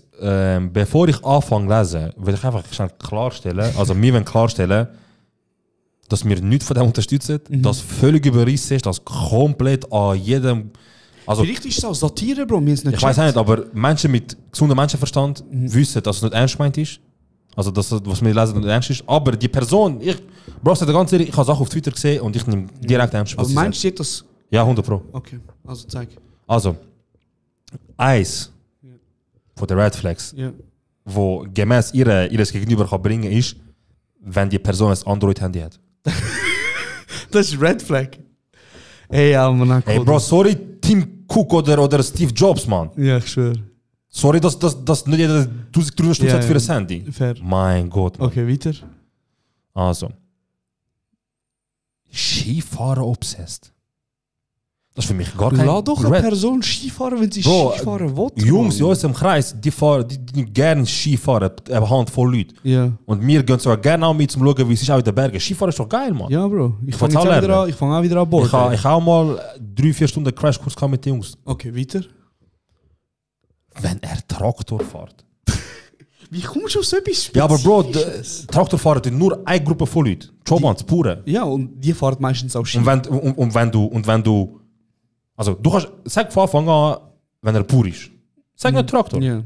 Okay, Traktorfahren. Weiter. Ich Okay. bringe dir einmal Kurdistan, dass du mit Traktor nachgesehen Ja, dann sehen wir. Oh mein Gott, das Ja. hat mich maximal lässig gemacht. Sag. wenn er nicht automatisch weiß, was sein Sternzeichen ist. Also, ich habe bei dir verkackt, wenn du nach 3 Stunden Gespräch mir sagst, hey, was hast du eigentlich für Sternzeichen? Und ich sage, oh, sorry, so genau nehme ich es nicht. Kusura bakma ama sende biraz gerizekalılık var. Ganz klar, das berechtigt die Frage. Für die, die es checken, das ist der Inek Shaban, Legende. Also Inek Shaban ist einer von seinen Charakteren. Ja. Und er sagt, sorry, kann es sein, dass du ein bisschen zurückgeblieben bist? Ja, genau, kann es sein, dass du ein bisschen... Tut mir leid, einfach dich etwas fragen. Bist du vielleicht zurückgeblieben? So bist du mental herausgefordert. Genau. So. Ist eine legitime Frage. Genau, ja, das ist übrigens Kemal Sunna so. Und ja. Die Liste geht weiter, die hört nicht auf. Das sind 4-5 Bilder. Das ist, pick nochmal 2, 3 raus. Also. Hast du deine Frage ready, Hilo? Ich habe 1, 2 schon ready. Okay, also komm. Okay. Wenn er die lang auf Delivery, also wenn er lang die Account gibt. Ja, easy, ja. Also, ich sage ganz ehrlich, ab und zu ist voll normal. Ja. Das sind Menschen, wir haben auch andere Sachen zu. Aber wenn jemand jetzt ständig beim Schreiben immer 4-5 Stunden zum Antworten, dann schießt dich auch an mit der Ich muss ganz ehrlich sagen, ja, es schießt mich natürlich auch an, wenn ich mit jemandem voll schreibe und ich komme nicht die gleiche Energie zurück. Ja. Aber Bro, ich hasse WhatsApp, ich hasse es auf den Tod. Ja. Und ich hasse das obsessed sein, mit die ganze Zeit müssen antworten, Bro. Und Leute sagen mir, sorry, ich habe es nicht gesehen. Bro, ich habe es gesehen und ich ignoriere dich bewusst, weil ich habe mich jetzt gerade entschieden, um dir nicht zu antworten. Ja. Und das sollte doch okay sein, Bro. Ich kann doch dir auch 2 Stunden später antworten. Ja, ich verstehe, jetzt hast du meine Rechnungen, jetzt hast du meine Steuern. Ich verstehe, wenn du sagst, ja, wenn ich auf Delivered lade und so. Schreib doch, wenn nicht die gleiche Energie kommt beim Schreiben, wie ich sie gebe. Easy. Ja. Aber ja, okay, weiter. So, was? Wenn er Cornflakes mit Wasser isst? Okay, das ist ein Red Flag. Wieso? Nein, ja, das ist schon ein Red Flag, aber ich frage mich jetzt gerade, inwiefern, also, bis jemand vor dir Cornflakes mit Wasser isst, muss er schon eine gewisse so Hemmschwellen schon okay sein. Ich sage dir ehrlich, das sind Schweizer. Das sind Schweizer. Ja. Ich habe Leute erlebt, die wirklich vor allem auch Eltern haben, die ganz schlimmes, wo ganz schlimme Essstörungen in den Kindern hervorheben, indem sie sagen, du darfst nein, keine Milch und so, das ist Zucker, nur mit Wasser und so, nur mit Wasser. Bro, ich habe von einer gehört, die hat, ich mache jetzt keinen Witz, die haben daheim, wenn sie so zum Morgen gegessen haben, ja. Und sie haben zum Beispiel, Bro, ganz ehrlich, haben wir Kiri gekauft? Kiri? Ja. Ja, fix, ja. Die haben das 4. ein Kiri gegessen. Ihr ganze Essen war so krass rationalisiert gewesen, dass die Frau, hey Bro, es tut mir weh, das zu sagen, aber eines Tages ist sie so, die Person, die das erzählt hat gesagt, also Zera hat mir das erzählt, und sie hat gesagt, sie ist zu mir gekommen und hat gesagt, isst du amigs auch Zahnpasta, weil es so süß ist. Weil sie keinen Zucker und so darf essen. Aber der Rosch kommt Sozialamt vorbei, weil er einmal verhängt hat, dass das... Genau, Bro. Und sie isst Zahnpasta, weil zu süß. Und so Leute, die halt Cornflakes mit Wasser trinken, essen, können ja mal zwingen, in erster Linie etwas Grosses dafür. Meistens sind das Ältere, ursprünglich, die einfach so Essstörungen hervorgehoben haben. Ja, fix. Okay. Okay. Bezeichnet... Sorry. Das ist ganz klar ein Red Flag. Das ist ganz klar. Das gehört sich auch nicht. Aber wenn er sagt, Seiten auf Frauenrechte. Okay, fair.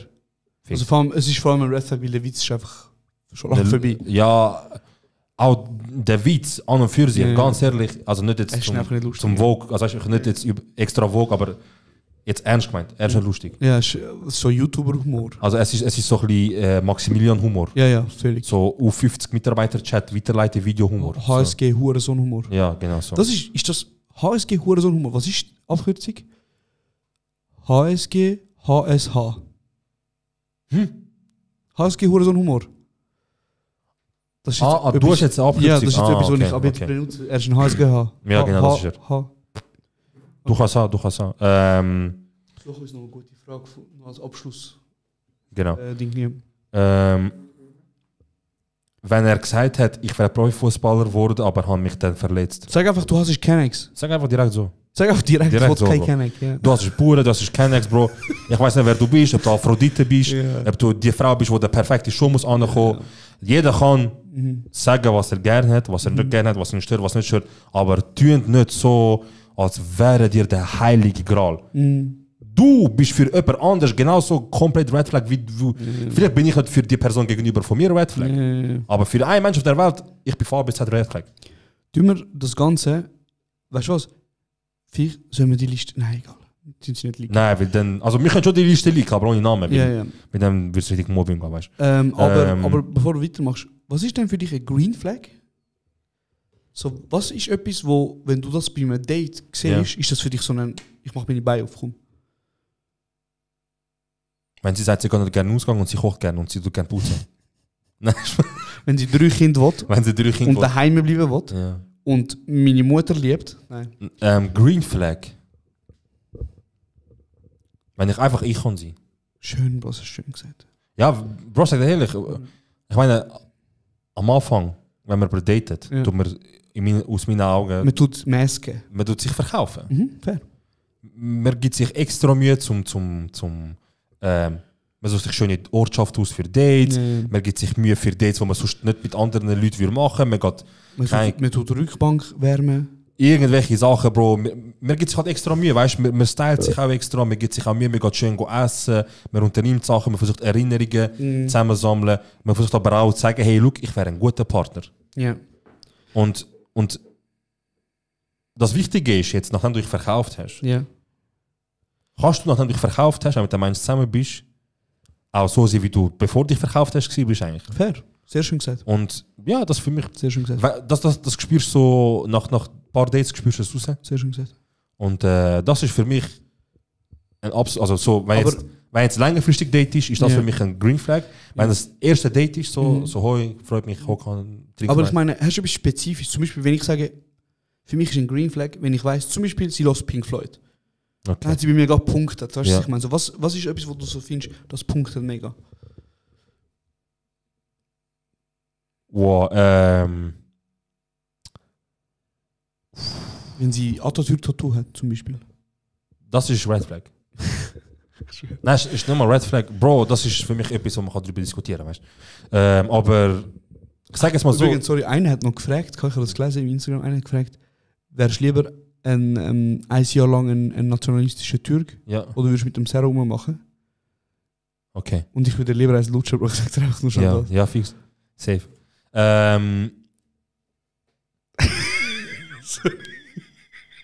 Okay.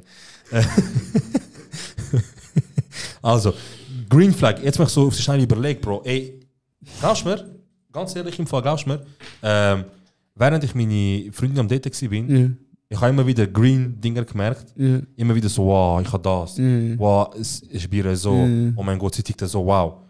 Aber jetzt frag mich, Bro, keine Ahnung. In meinem Kopf ist momentan wie bei Homer Simpson der Anfang.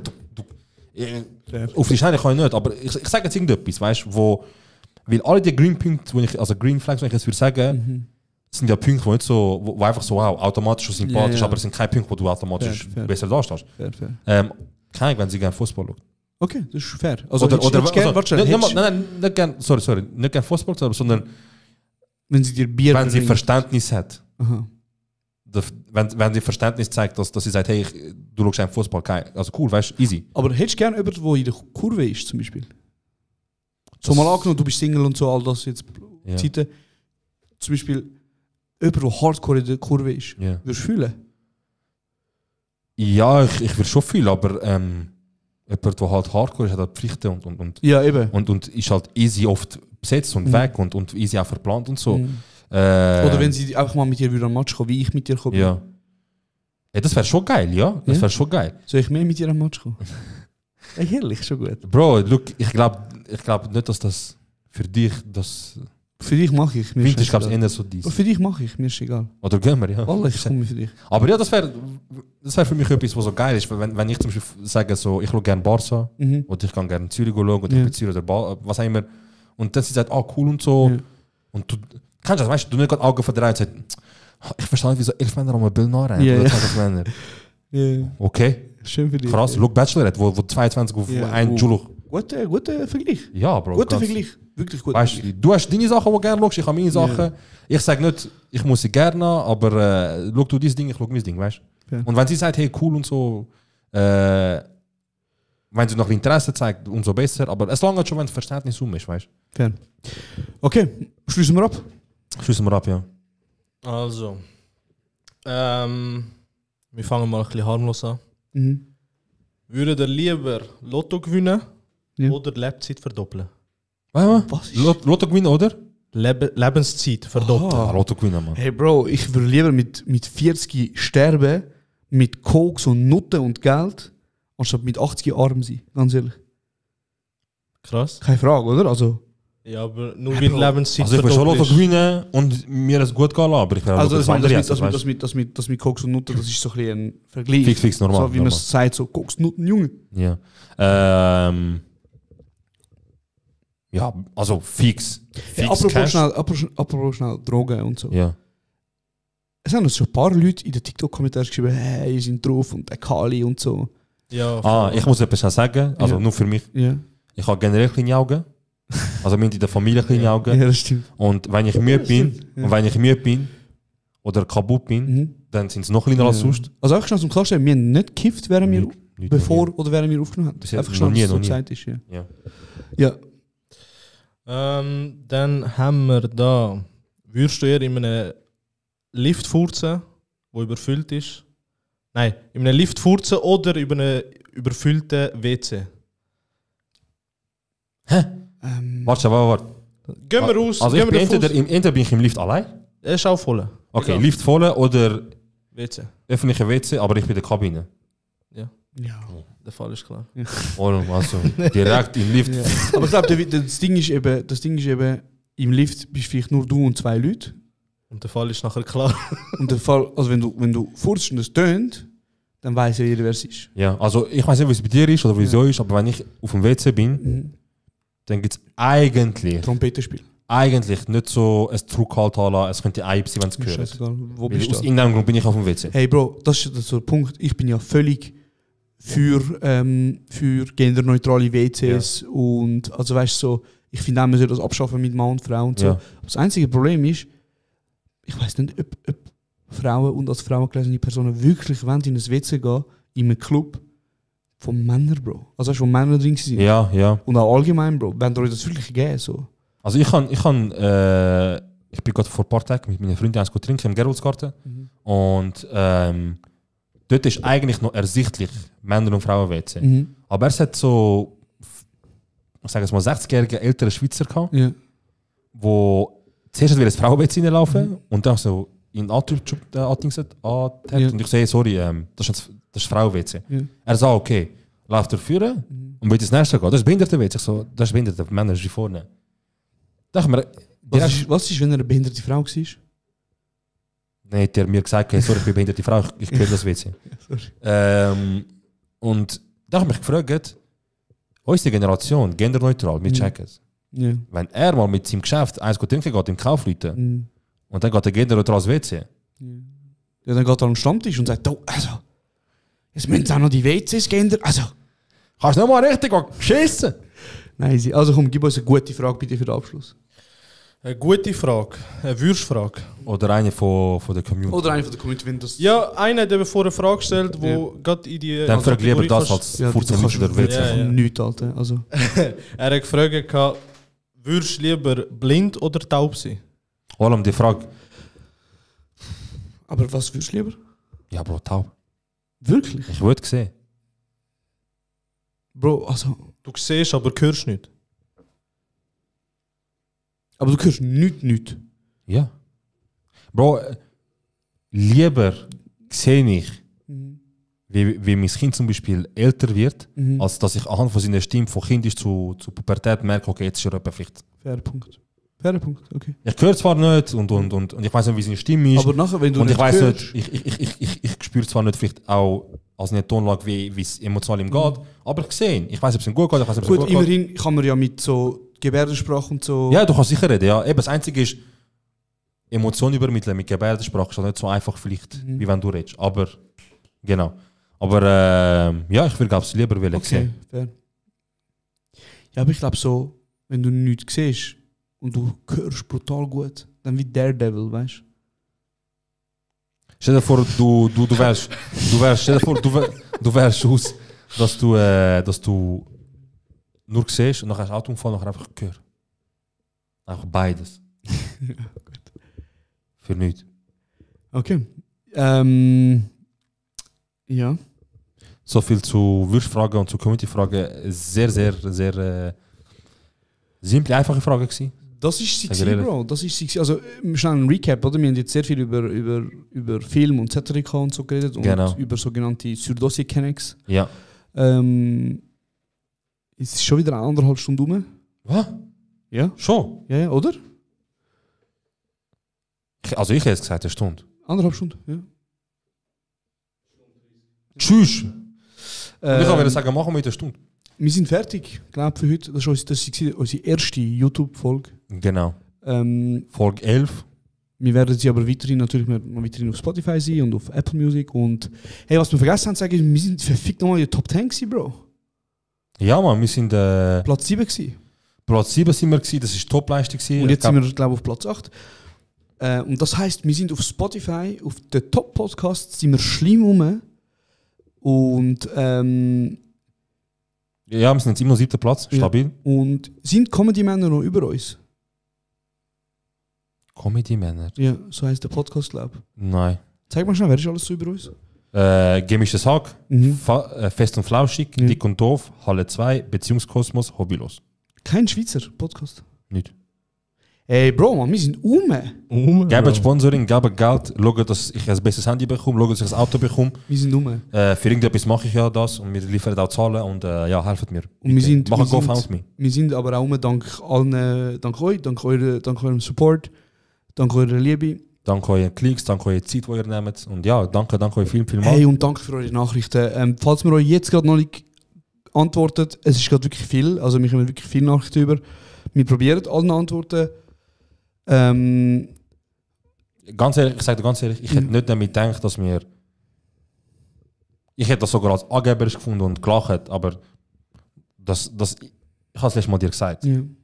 Es sind so viele Nachrichten, ich sehe, Bro, langsam fängt es auch an so... Weißt du, du magst nicht.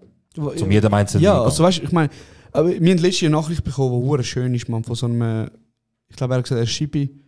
Und er hat gesagt, so, hey, ich liebe euren Podcast, sind lustig und so, aber eins muss ich sagen und so, wo ihr gesagt habt,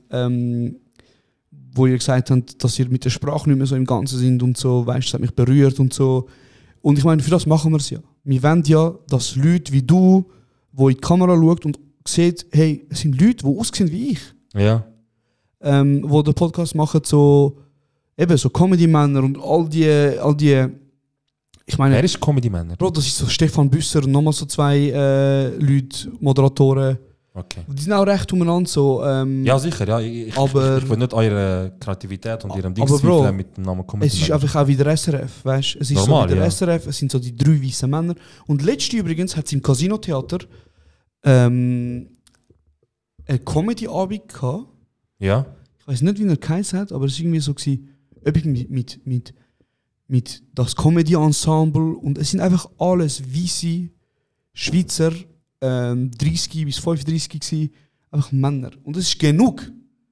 Es ist fertig, Bro, ich habe es gesehen und jetzt werden wir übernehmen. Ich würde eigentlich sagen, wir können da gut essen, aber man kann nicht etwas essen, was schon lange gegessen wurde. Bro, wir haben es gesehen, es ist fertig. Fertig. Und eben, ich glaube, das ist ein gutes Schlusswort. So, genau. Wir kommen, wir holen uns Platz 1. Zusammen mit euch? Mit uns, wir holen uns Platz 1. Wir werden, der Podcast wird riesen. So Gott will. Bis dann. Stimmt oder stimmt nicht? Dankeschön. Und bis dann, genau, hört weiter in unsere Folgen. Danke für eure Fragen. Teilt, bewertet, folgt. Am wichtigsten ist wirklich folgen und bewerten. Ja, Mann, wir holen uns das. Und der Yilmaz gibt uns jetzt das Outro. Danke euch vielmals fürs Zuhören.